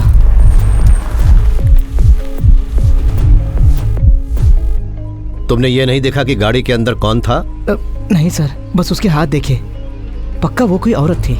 हाँ, तुमने उसकी उंगलियां देखी थी? ठीक से याद करो, क्या उसने वॉयलेट रंग की नेल पॉलिश लगाई हुई थी? जी हाँ। कार का नंबर नोट किया था? नहीं किया सर। पहले कुछ दिन याद था, लेकिन बाद में भूल गया। कसम से सर। जिस आदमी ने तुम्हें माल डस्टबिन में फेंकने को कहा था, तुम उसे पहचानते हो? तुम्हें यह काम करने को किसने कहा था?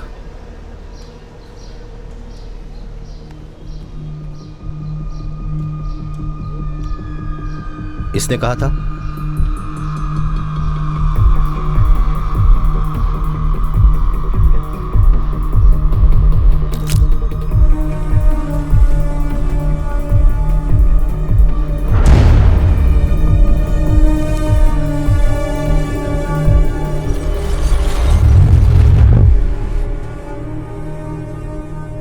मैथ्यू सर ने जिस एक्सीडेंट में अपनी फैमिली को खो दिया, मैं उससे जुड़े रिकॉर्ड्स चेक कर रही थी।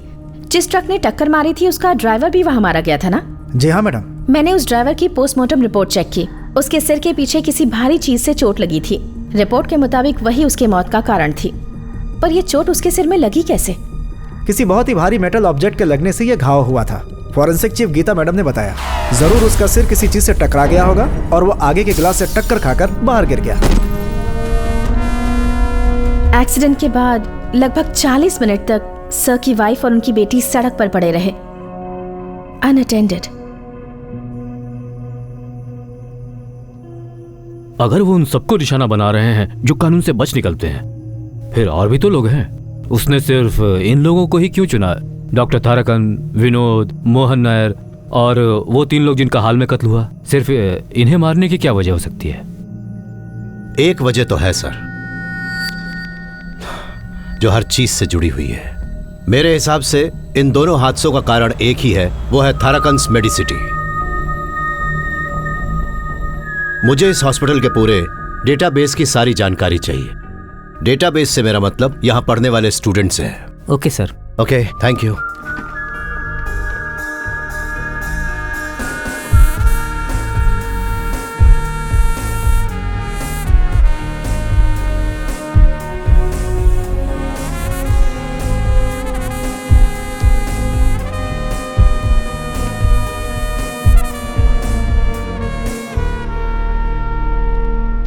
डॉक्टर शक्ति रामास्वामी। शक्ति चेन्नई का एक लड़का था जो केरला में पला बढ़ा। उसके पिता रामस्वामी बगल के एक मेडिकल कॉलेज में सिक्योरिटी गार्ड की नौकरी करते थे। मेडिकल एंट्रेंस एग्जाम की रैंक लिस्ट में शक्ति का भी नाम आया था, लेकिन कॉलेज की फाइनल लिस्ट से उसका नाम हटा दिया गया और वो सीट एक मैनेजमेंट के स्टूडेंट को दे दी गई। दिखाता हूं सर। तुम्हें किसने आने दिया? अब चलिए बाबा, अब चलिए। सर देख लीजिए। हजारों कोशिशों के बाद जब उसे लगा कि उसे इंसाफ नहीं मिलेगा, तो शक्ति के पिता रामस्वामी ने एक बहुत बड़ा कदम उठा लिया। कॉलेज के सभी स्टूडेंट्स को गवाह बनाकर सबके सामने उन्होंने खुदकुशी कर ली। शक्ति ने अपनी आंखों के सामने अपने पिता को आत्महत्या करते देखा और अपना मानसिक संतुलन खो बैठा। शक्ति को आपको तो शायद याद ही होगा कि कुछ साल पहले केरला में स्टूडेंट्स की एक बहुत बड़ी स्ट्राइक हुई थी और आखिरकार सरकार को खुद इस मामले को सुलझाना पड़ा था। शक्ति को आखिरकार कॉलेज में एडमिशन मिल ही गया। वो कॉलेज में किसी से भी बात नहीं करता था। उसके अंदर का गुस्सा दिन ब दिन बढ़ता ही जा रहा था और वो उसके मैगजीन्स के लिखे गए आर्टिकल्स में भी नजर आता था। शक्ति बाकी सबसे एकदम अलग था सर। उसे कभी भी अचानक गुस्सा आ जाता था।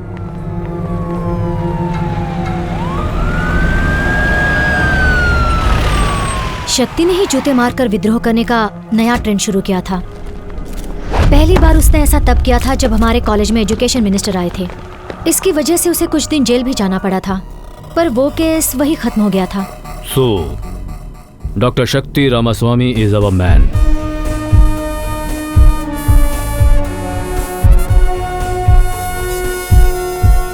इस तहकीकात में आम तरीकों का इस्तेमाल करना बिल्कुल बेकार है सर, क्योंकि यहाँ होने वाले जितने भी खून हैं इससे पहले ऐसे कभी भी नहीं हुए। 4 मुजरिम जो 2 केसेस से बच निकले, या वो जिन्हें ताकतवर लोगों ने बचा लिया, या काला धंधा करने वाले लोगों की मदद से बच गए। जिन लोगों ने उनकी मदद की उन्हें भी उनके साथ मार दिया गया। पहले केस में जब विनोद शिकार बना था ना, हम लोग थोड़ा हैरान थे, याद है? कत्ल की वजह हमें तब मिली जब दूसरी घटना फार्म हाउस में घटी। वो दोनों जिनका बाद में खून हुआ वो रेप के दोषी थे, पर विनोद की मदद से वो दोनों लोग छूटने में कामयाब हो गए। और दूसरी घटना में भी बिल्कुल ऐसा ही हुआ। इसमें भी there is an odd man out, मशहूर बिल्डर कुमार। उसका कत्ल इस बात की ओर इशारा करता है कि जल्द ही एक और खून होने वाला है। मैंने शक्ति के फेसबुक पोस्ट्स और ब्लॉग्स वगैरह चेक किए। एक महान आदमी जो करप्शन और अन्याय को रोकने की कोशिश कर रहा है, एक अकेला बागी, वो इस तरह के विषयों पर लिखता है। तो तुम्हें लगता है जिस हॉस्पिटल में वो काम किया करता था, 2 गुना जिनका वो साक्षी है, 2 केस जिनमें इंसाफ नहीं मिला, इस वजह से वो खून खराबे पर उतर आया? आप जैसा सोच रहे हैं वैसा बिल्कुल भी नहीं है। डॉक्टर शक्ति मजबूर होकर अचानक किसी का भी खून नहीं करेगा। ये कई सालों की प्लानिंग थी। मेरा मतलब है कि उसके दिमाग में बहुत समय से ये खिचड़ी पक रही थी।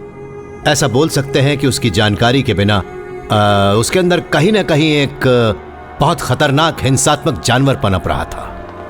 यस, जैसा कि आपने बिल्कुल सही अनुमान लगाया। जो भी घटनाएं उसके हॉस्पिटल में काम करने के दौरान घटी, मेडिकल माफिया को लोगों की जान के साथ खिलवाड़ करते हुए उसने देखा। एक क्रूर अपराध जिसे अनदेखा कर दिया गया। 8 बच्चे जिन्होंने मेडिकल माफिया की वजह से अपनी जानें गंवा दी, उनके माता पिता का दर्द और उनका नाकामयाब विद्रोह, इन सब घटनाओं ने शक्तिवेल के अंदर के उस जानवर को बाहर निकाल दिया, ऐसा मुझे लगता है।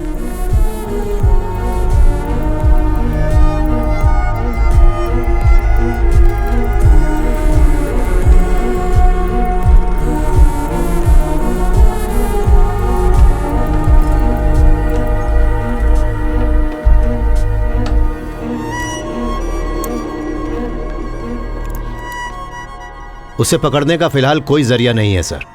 वो एक के बाद एक सिम कार्ड इस्तेमाल करके फेंक देता है। किसी भी सीसीटीवी कैमरा में उसका चेहरा नहीं दिखा है सर। फिलहाल हम लोगों के पास उसके खिलाफ कोई भी सबूत नहीं है सर। और वो लड़की जो उसके साथ थी? मैं उसी बात पर आ रहा था सर। उसका नाम है श्रिया वेंकटेश, बेंगलोर से है। पिता कन्नड़ी थे, माँ मलयाली। hey, क्या है? वो शक्ति से 1 साल जूनियर थी। टाइम हो गया। शक्ति ने उससे दूर रहने की बहुत कोशिश की, लेकिन फिर भी वो उसके काफी करीब आ गई। दोनों में एक ऐसी गहरी दोस्ती हो गई जो सिर्फ 2 अकेले लोगों के बीच ही हो सकती है। कुछ स्टूडेंट्स जो उन दोनों को जानते थे, उन्होंने बताया कि उन दोनों के बीच एक अजीब सी केमिस्ट्री थी।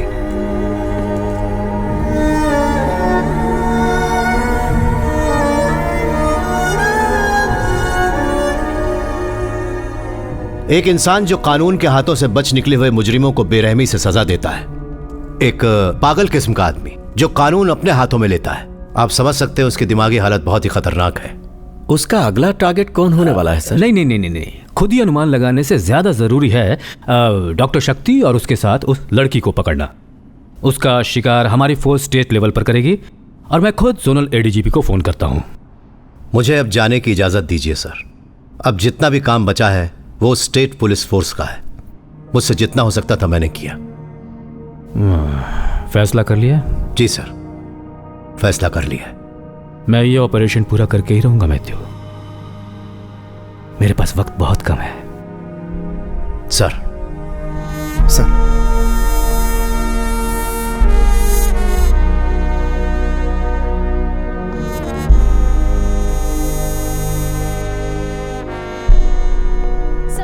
Sir 1 minute sir. आपके जाने से पहले कुछ बताना चाहती हूँ। यस सर, आपकी फैमिली का जो एक्सीडेंट हुआ था वो कोई एक्सीडेंट नहीं, एक साजिश थी। मुझे आपको कुछ दिखाना है sir.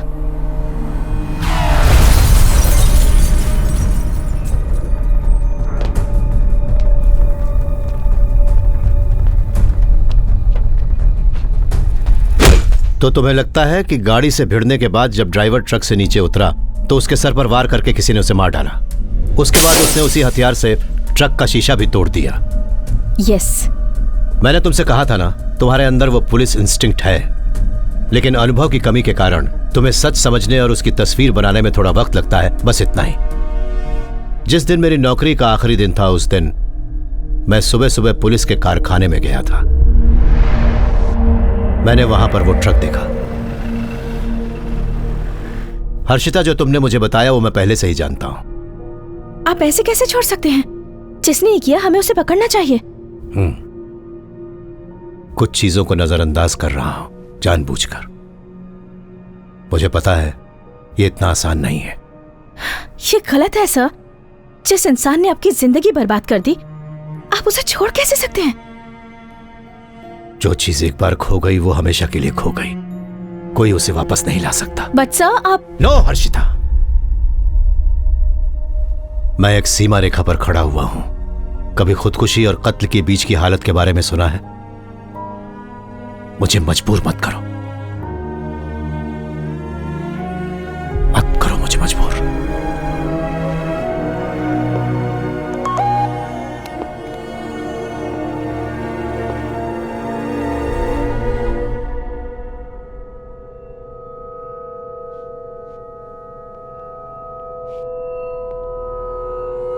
Hi, Shreya here.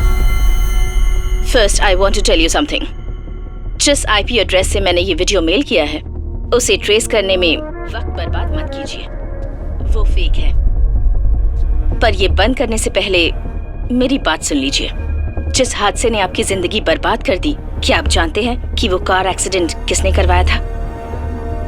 Felix स्टीवेंसेंट ने।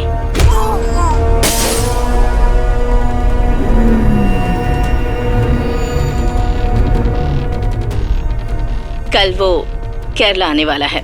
मैं आपको उसकी लोकेशन भेज रही हूँ। उससे बदला लेने का ये अच्छा मौका है। आप चाहें तो इसका फायदा उठा सकते हैं। उसके जैसे मुजरिमों को सजा मिलनी ही चाहिए। हमारी इच्छा है कि ये न्याय आपके हाथों हो, क्योंकि बदले में जो सुख है वो और किसी में नहीं। बाय। सर, ये जरूर एक जाल है, सावधान रहिए। सर, मुझे लगता है हमें ये चांस लेना चाहिए। मुझे यकीन है हमें कुछ ना कुछ जरूर मिलेगा सर। और वैसे अगर हम जा रहे हैं तो हमें पूरी फोर्स को खबर देनी होगी, एक फुल फ्लेजेड ऑपरेशन की तरह। कुछ समस्या से हम कितना भी भाग ले, वो हमारा पीछा नहीं छोड़ती। इसके वीडियो के बारे में हम तीनों के अलावा किसी और को पता ना चले। फिलिक्स के नेटवर्क के बारे में अच्छे से जानते हो ना इकबाल? Yes sir. इस काम को अंजाम हम दोनों देंगे, तुम साथ नहीं चलोगी। बच्चा,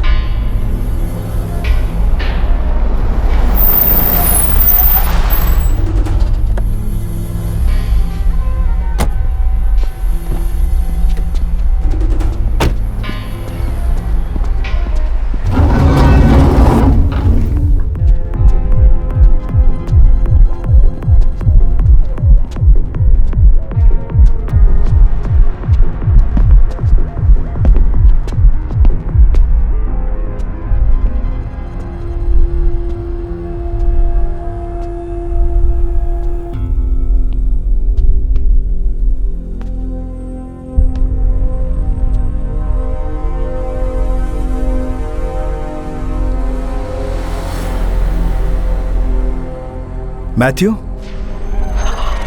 Oh my God.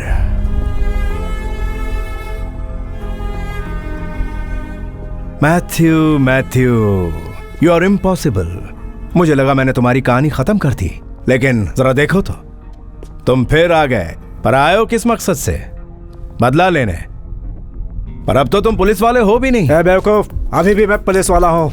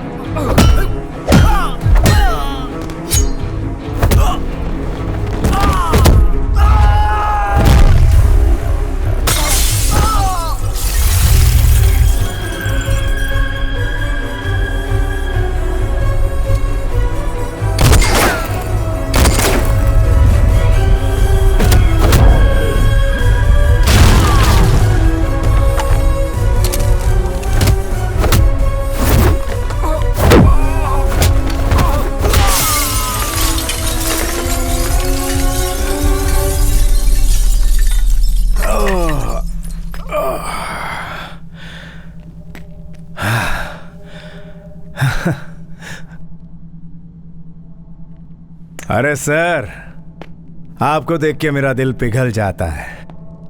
पता है क्यों? सिंपैथी। आप कुछ नहीं जानते मिस्टर मैथ्यू। तू अपना मुंह बंद रख। क्यों रे इकबाल, मैं अपना मुंह क्यों बंद रखूं? सर, आपको और आपके परिवार को मारने का जो प्लान था वो दरअसल मैंने ही बनाया था, और वो एक्सीडेंट भी मैंने ही करवाया था।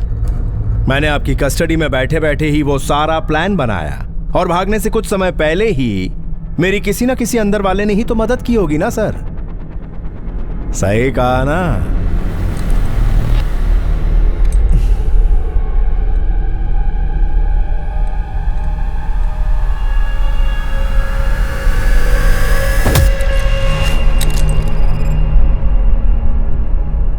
इकबाल?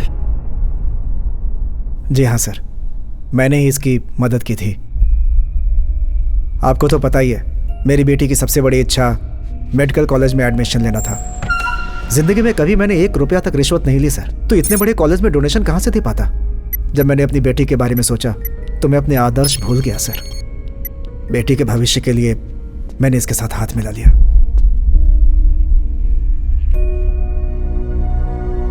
जिंदगी भर इंसान जो कुछ भी करता है अपने परिवार के लिए करता है सर। नहीं जानता था आपकी फैमिली को खत्म कर देगा। सर मेरा यकीन कीजिए सर, इसे मेरे हवाले कर दीजिए। मैं इसे जिंदा नहीं छोड़ूंगा सर, मैं जिम्मेदारी लेता हूं।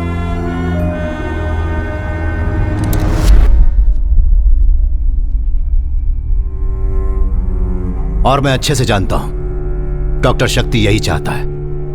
इस आदमी को मैं अपने हाथों से खत्म कर दूं। उसने इसे हमारे सामने लाकर इसीलिए तो खड़ा किया है ताकि मेरे जरिए वो उसको मार सके। डॉक्टर शक्ति की जीत से मुझे कोई परेशानी नहीं है, पर उसे जिताकर अपने सिद्धांत नहीं तोड़ सकता। श्रीनी, मुझे तुम्हें कुछ बताना है।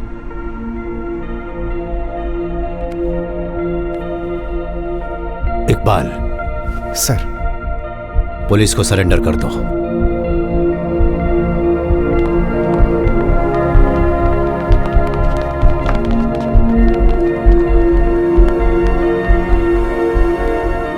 सर, आपने बिल्कुल सही फैसला लिया है, पर आपने ऐसा क्यों किया सर? मैं आपकी जगह होता तो मार डालता, इन दोनों को ही मार डालता सर। बदला लेना एक बीमारी है श्रीनी, जो हमारे अंदर के इंसान को खत्म कर देती है।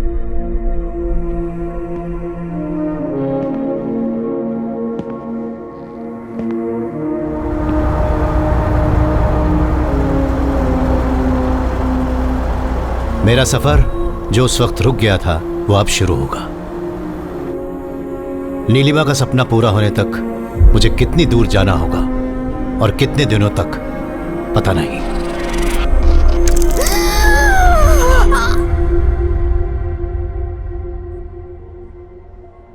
मैं तुम्हारे और नीलिमा के रिश्ते की गहराई को समझ सकता हूं।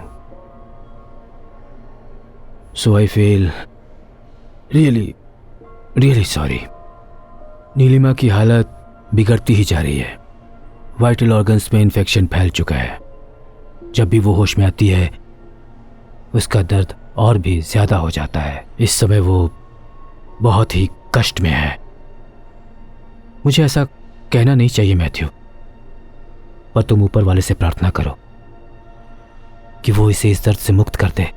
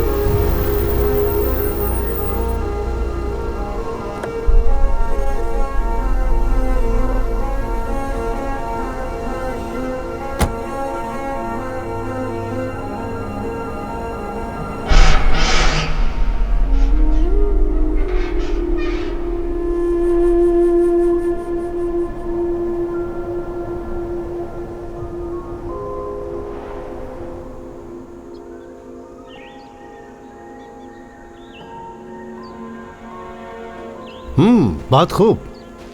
मैं तुम्हें सलाम करता हूँ। तुमने अकेले ही ये जगह ढूंढी और इसे रजिस्टर भी करवा लिया और इसकी खूबसूरती दिखाने मुझे यहाँ ले आई। तुम वाकई कमाल हो नीलिमा। तो इस बात का एहसास तुम्हें अब हो रहा है? देखो, मेरी सारी सेविंग्स खत्म हो चुकी हैं। अब से तुम्हें मेरा साथ देना होगा। हम अपनी फैमिली प्रॉपर्टी बेच देंगे, फिक्र मत करो। मुझे सच बताओ, इस स्कूल से तुम्हें कोई तकलीफ तो नहीं हो रही ना? क्यों? गरीबों की मदद करना पुण्य का काम है। और अब जब मालू का कैरियर सेट हो चुका है तो जमीन जायदाद का क्या करेंगे?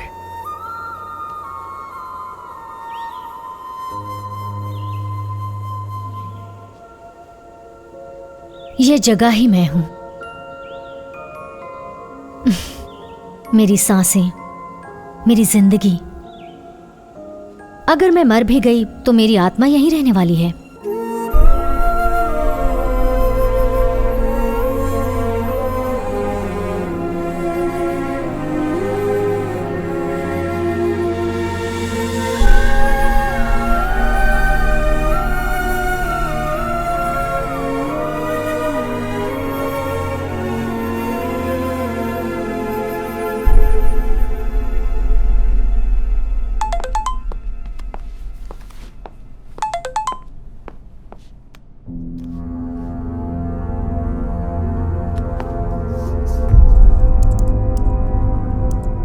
ये मैंने थारकंस मेडिसिटी की कार पार्किंग की सीसीटीवी फुटेज में देखा। हमारे डीजी की प्राइवेट कार 12 जुलाई को वहां पर आई थी। वो वहां खालिद मुस्तफ़ा नाम के आदमी से मिलने गए थे। वो एक सोशल एक्टिविस्ट था जो कुमार के एक बड़े मॉल प्रोजेक्ट के खिलाफ कोर्ट से स्टे ऑर्डर ले आया था। 12 जुलाई को कुमार के साथ डीजी भी उसके कमरे में गए थे। का चीफ ऑफिसर हूं, मतलब डीजीपी। पहचाना मुझे? मैं यहाँ आपसे एक बहुत ही जरूरी बात करने आया हूँ मिस्टर खालिद। ये जो कुमार है ना, मेरे दिल के बहुत करीब है। ये जो शॉपिंग मॉल बनाने वाला है, आप उसके खिलाफ स्टे ऑर्डर लेकर आए, उसे वापस ले लीजिए आप। डीजी और कुमार के बीच की एक गहरी दोस्ती मुझे कुछ अजीब लगी। नहीं, मैं नहीं लूंगा सर। तुम मना नहीं कर सकते, वापस लो। 2 दिन के बाद कुमार खुद कुछ कागजात लेकर आएगा, उन सभी पर साइन कर देना। ये इलाज तुम्हारी उम्र बढ़ाने के लिए हो रहा है ना, कहीं अचानक घट ना जाए। चलो कुमार, चलो। डीजी और कुमार की धमकी वाली बात खालिद ने डॉक्टर शक्ति को जरूर बताई होगी, क्योंकि वो उसके बहुत करीब था। किसी डरने वाला नहीं हूँ। अगर मुझे कुछ हो गया डॉक्टर तो समझ जाना, इसके पीछे उन दोनों का हाथ है, वो कुमार और डीजीपी। अब ऐसा कुछ भी नहीं होगा।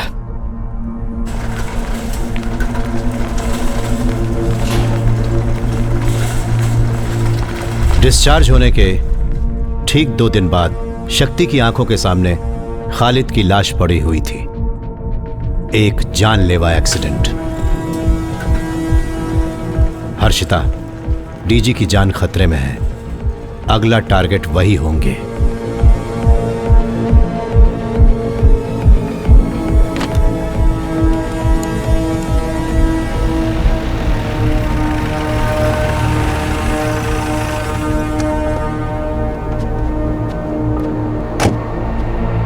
Srini, sir, when did it happen?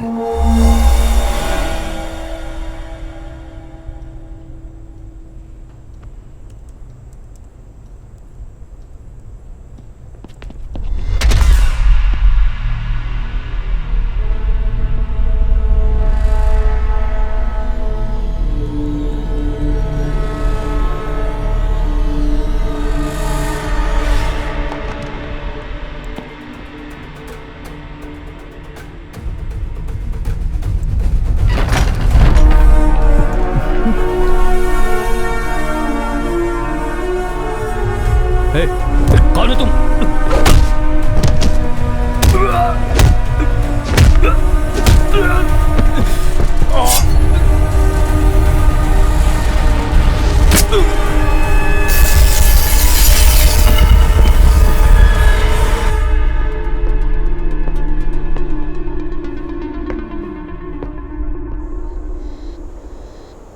वो सिर्फ आपके साथ नेगोशिएट करेंगे सर। आपको अकेले जाना होगा, बिना हथियार के। ये बात मेरी समझ से परे है कि डॉक्टर शक्ति को आपसे इतना लगाव क्यों है।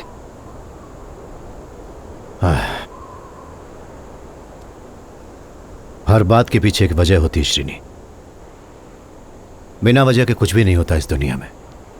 बुरा मत मानिएगा, कुछ पूछना चाहता हूं सर। सभी घटनाएं जिन्होंने डॉक्टर शक्ति को यह सब करने पर मजबूर किया वो थाराकन मेडिकल सिटी में ही घटी, और ये वही हॉस्पिटल है जहां आपकी पत्नी भी 6 महीने के लिए एडमिट रही थी sir.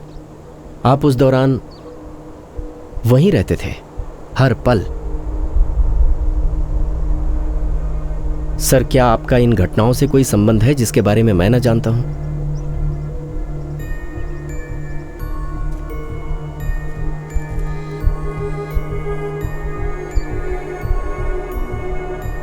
Nothing is white, nothing is black. Everything is grey.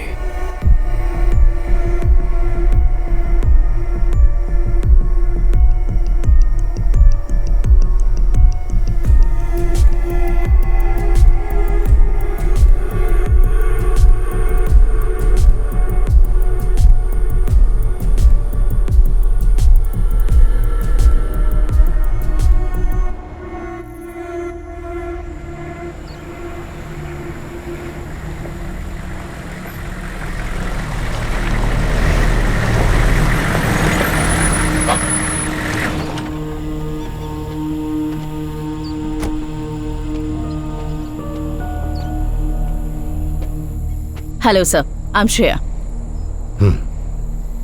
Sir, आपको डॉक्टर शक्ति से मिलने से पहले एक शर्त माननी होगी। आपको बेहोश किया जाएगा। आप 1 घंटे के लिए नींद में होंगे।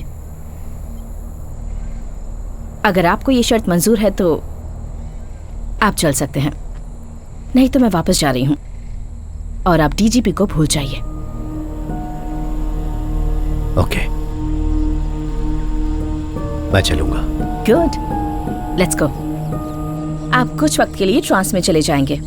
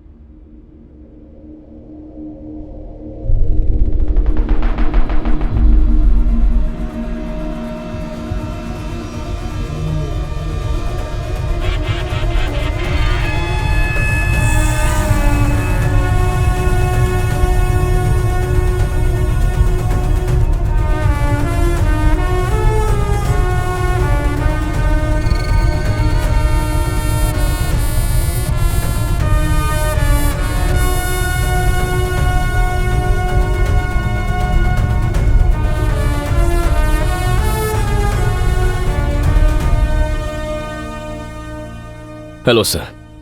तो हम फिर से मिल रहे हैं। आखिरी बार आपको उस दिन देखा था जब आपकी वाइफ की मौत हुई थी। मैं उसी डिपार्टमेंट में काम कर रहा था। जो मेडिकल टीम उनका इलाज कर रही थी, मैं 1 हफ्ते पहले ही उनमें शामिल हुआ था। जो भी जानकारी हाथ लगे उससे मुजरिम की एक साफ तस्वीर बनाने में आपका जवाब नहीं सर। आपने जब मुझे इतने कम वक्त में ढूंढ निकाला उससे मुझे बिल्कुल हैरानी नहीं हुई, बल्कि आपका मुझे ढूंढना असल में मेरी जरूरत थी। See, I have done my homework. सिर्फ मेरे लिए ही नहीं, बल्कि आज तक तुमने जितने भी विक्टिम्स का खून किया है सभी के लिए अच्छे से होमवर्क किया था डॉक्टर। विक्टिम्स मतलब पीड़ित? उनमें से कोई भी विक्टिम नहीं था सर, सबके सब शिकारी थे। उन शिकारियों ने जिन्हें नुकसान पहुंचाया वो पीड़ित थे। और तुम डॉक्टर पीड़ित हो या शिकारी?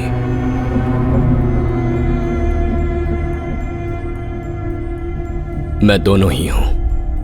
हम सभी में दोनों बसे होते हैं, एक ही पल में पीड़ित, दूसरे में शिकारी। मैं एक बार डीजी को देखना चाहता हूं। घबराइए मत, वो सुरक्षित है, पर ज्यादा देर नहीं रहेंगे। आप पूरी पुलिस फोर्स में सबसे सही इंसान थे नौकरी छोड़ने तक। एक तरह से आप कानून का प्रतीक हैं। तो आज आपको साक्षी मानकर मैं उस स्टेट पुलिस चीफ को सजा दूंगा, उसने किए हुए घिनौने जुर्म के लिए। घूर क्यों रहे हैं सर? यह इंसाफ देने का मेरा तरीका है। सर, दुनिया में इंसान को सिर्फ एक चीज कंट्रोल कर सकती है, डर। वो डर जो हम सभी के अंदर होता है। बल्कि भगवान में विश्वास करना भी एक तरह का डर ही है ना। जो इंसान गुनाह करेगा उसे मुझसे डरना होगा, क्योंकि अब से डर का नया नाम है डॉक्टर शक्ति रामास्वामी।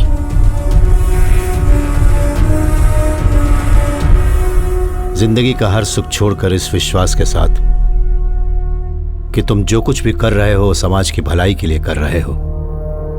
डॉक्टर श्रेया तुम्हारे इस जुर्म में तुम्हारे साथ खड़ी हुई है। वो तुम्हारे साथ प्यार की वजह से या इसी डर की वजह से? डर से भयानक चीज इस दुनिया में कुछ भी नहीं होती। सही है ना डॉक्टर? अपनी मर्यादा में रहकर मुझसे बात कीजिए मिस्टर मैथ्यू। तुम इंसानी मर्यादा बहुत पहले पार कर चुके हो, तो अब तुम मुझे क्या पढ़ाओगे मर्यादा का पाठ? हाँ सर, पार कर चुका हूं मैं। हम बचपन से सुनते आए हैं, कोर्ट की सजा, सरकार का फैसला, ये सब सही होते हैं, लेकिन असल में ये सिस्टम नहीं है जो फैसला करता है।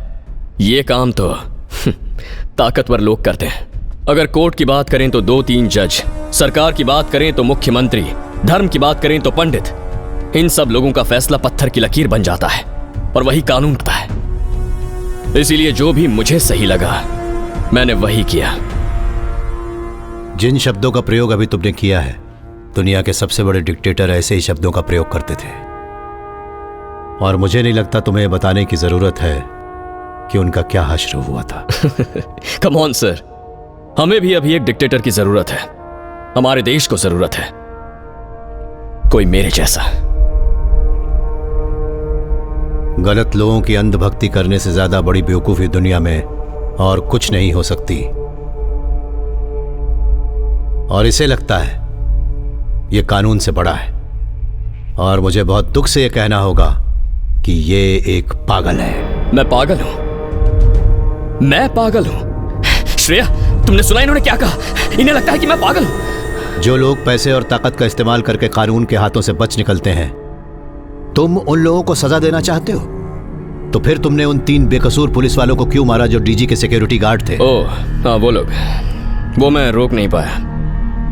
एक अच्छे काम के लिए एक छोटा सा बलिदान। और उन परिवारों का क्या जिन्हें तुमने अनाथ कर दिया? उन्हें न्याय कौन दिलाएगा? तुम्हारा न्याय सीमित है डॉक्टर, और ये लड़की भी तुम्हारे लिए उन्हीं जैसे लोगों की तरह होगी। एक और छोटा सा बलिदान। Mister Matthew, don't cross your limits. अपनी ये चालें मेरे साथ मत खेलिए। जिंदगी एक घिनौना मजाक है डॉक्टर, जीनी पड़ती है। You know that I know it. Yes, doctor, I know that you know it.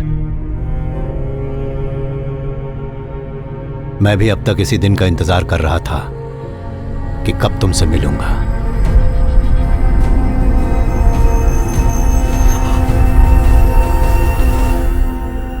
पर तुम ऊपर वाले से प्रार्थना करो कि वो इसे इस दर्द से मुक्त कर दे। अब और नहीं, मुझसे ये दर्द सहन नहीं होता।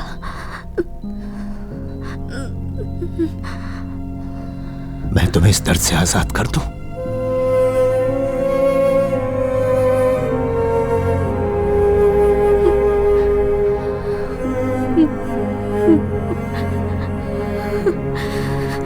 जिंदगी में मैंने कभी भी किसी से इतना प्यार नहीं किया।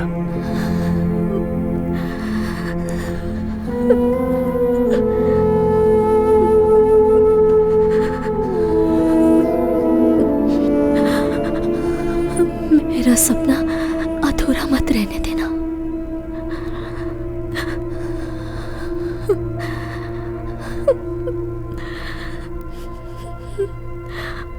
वादा करो कि वो स्कूल बनवाओगे।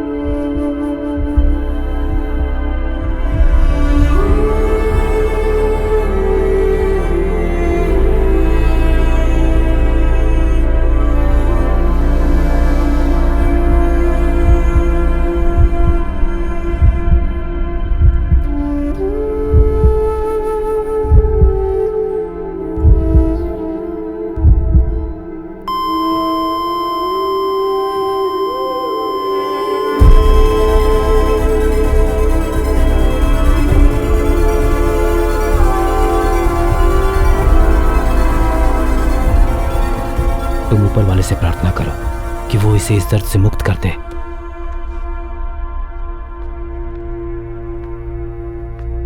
आपकी पत्नी की मौत के बाद मुझे एहसास हुआ कि आपका फैसला सही था। अगर सोचा जाए तो आपने भी वही किया जो इंसाफ था। आप बिल्कुल मेरे जैसे हैं, इसीलिए मैंने सारे सबूत मिटा दिए।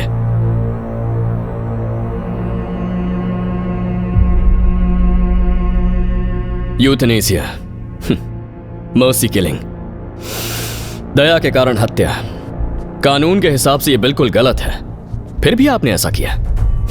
मैंने भी तो वही किया ना। वो मुजरिम जिन्हें हमारा कानून सजा ना दे पाया, वो दरिंदे जो मौत की सजा के लायक थे, मैंने उन्हें मारा।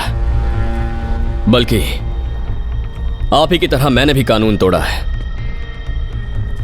अब बताइए मुझे, हम में से विलन कौन है? आप हैं या फिर मैं? तुम गलत हो डॉक्टर। हम एक जैसे बिल्कुल नहीं।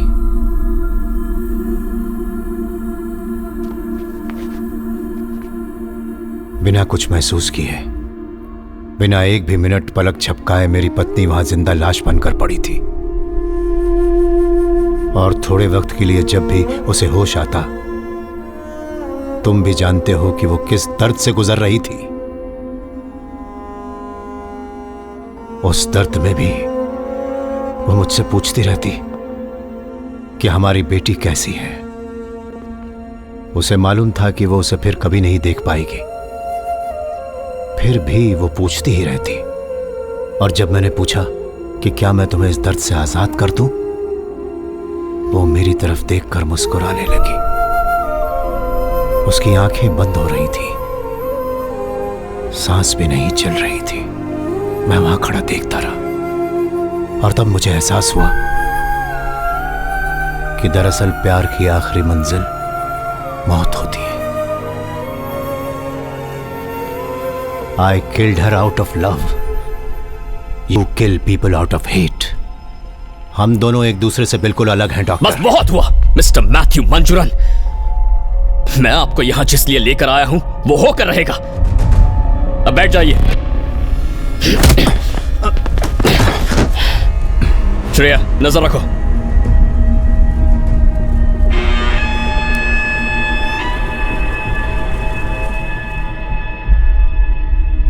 मेरी बेटी मालू मेरे इस काम से बहुत नफरत करती थी। उसकी इच्छा थी कि वो एक दिन बड़ी डॉक्टर बने। She wanted to heal the whole world. Shreya, please, जिंदगी तुम्हें पुकार रही है। तुम्हें पूरी जिंदगी जीनी है। अभी कुछ भी नहीं बिगड़ा है। प्लीज।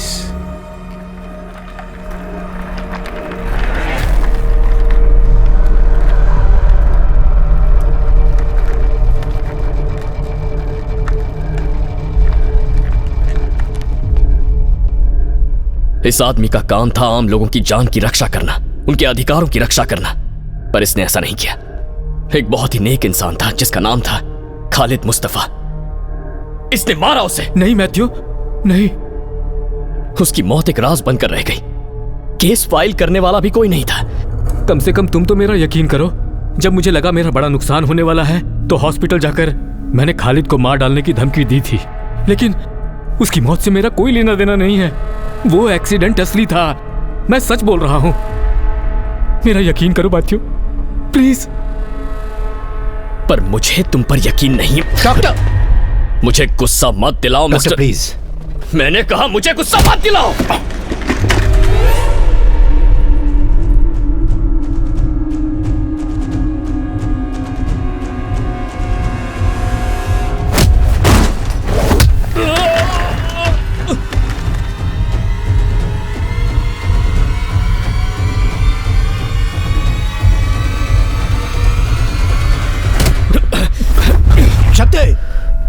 ये आदमी बेकसूर है। He is innocent. बेकसूर है?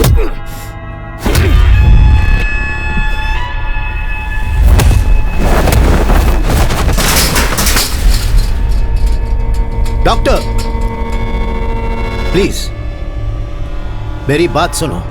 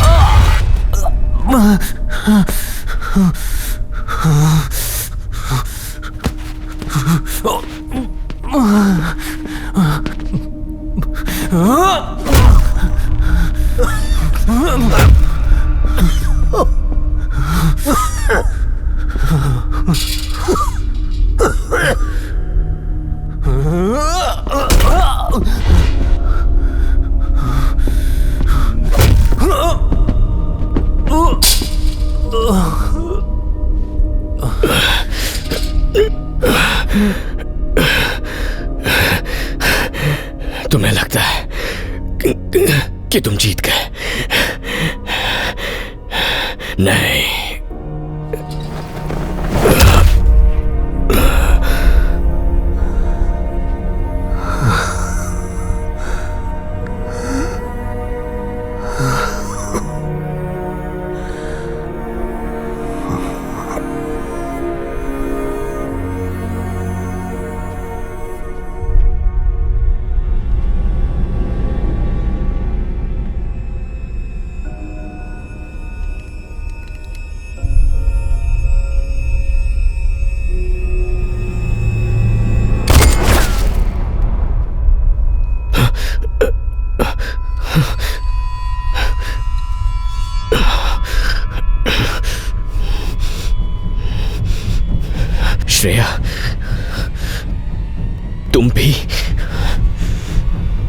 मैं तुम दोनों को नहीं छोड़ूंगा।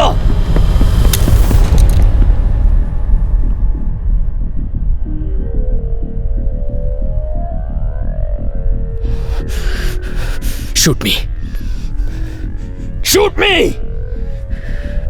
पर कल पूरी दुनिया यही कहेगी कि जो मैंने किया सही था। तुम कानून के रक्षक हो ना? अगर हिम्मत है तो चलाओ।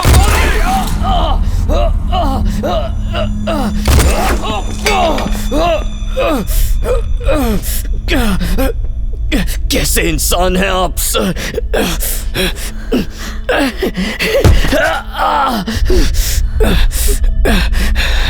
अभी भी कानून के हिसाब से चल रहे हैं आप।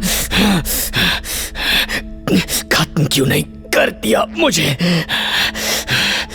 इस दुनिया का यह दस्तूर बिल्कुल नहीं है मिस्टर शक्ति कि एक इंसान किसी दूसरे इंसान की जान ले ले। तुमने मुझसे पूछा था ना कि हम में से विलन कौन है, तो हर विलन में एक हीरो होता है और हर हीरो में होता है एक विलन। तुम एक अद्भुत डॉक्टर हो। तुम्हें न्याय की वो समझ है जो दूसरों में देखने को नहीं मिलती।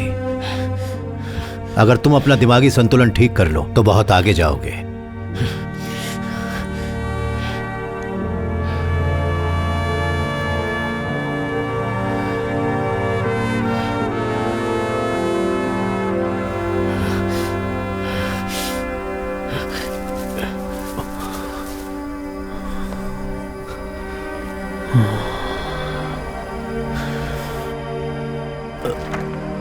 आई एम सॉरी मैथ्यू, मेरी गलतियों के लिए माफ कर दो।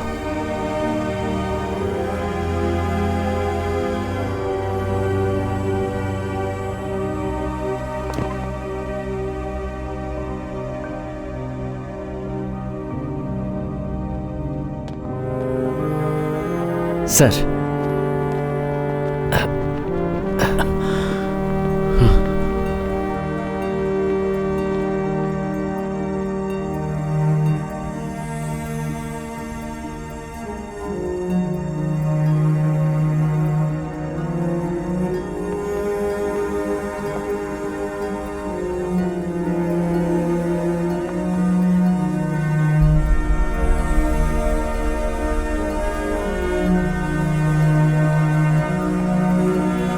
सर आप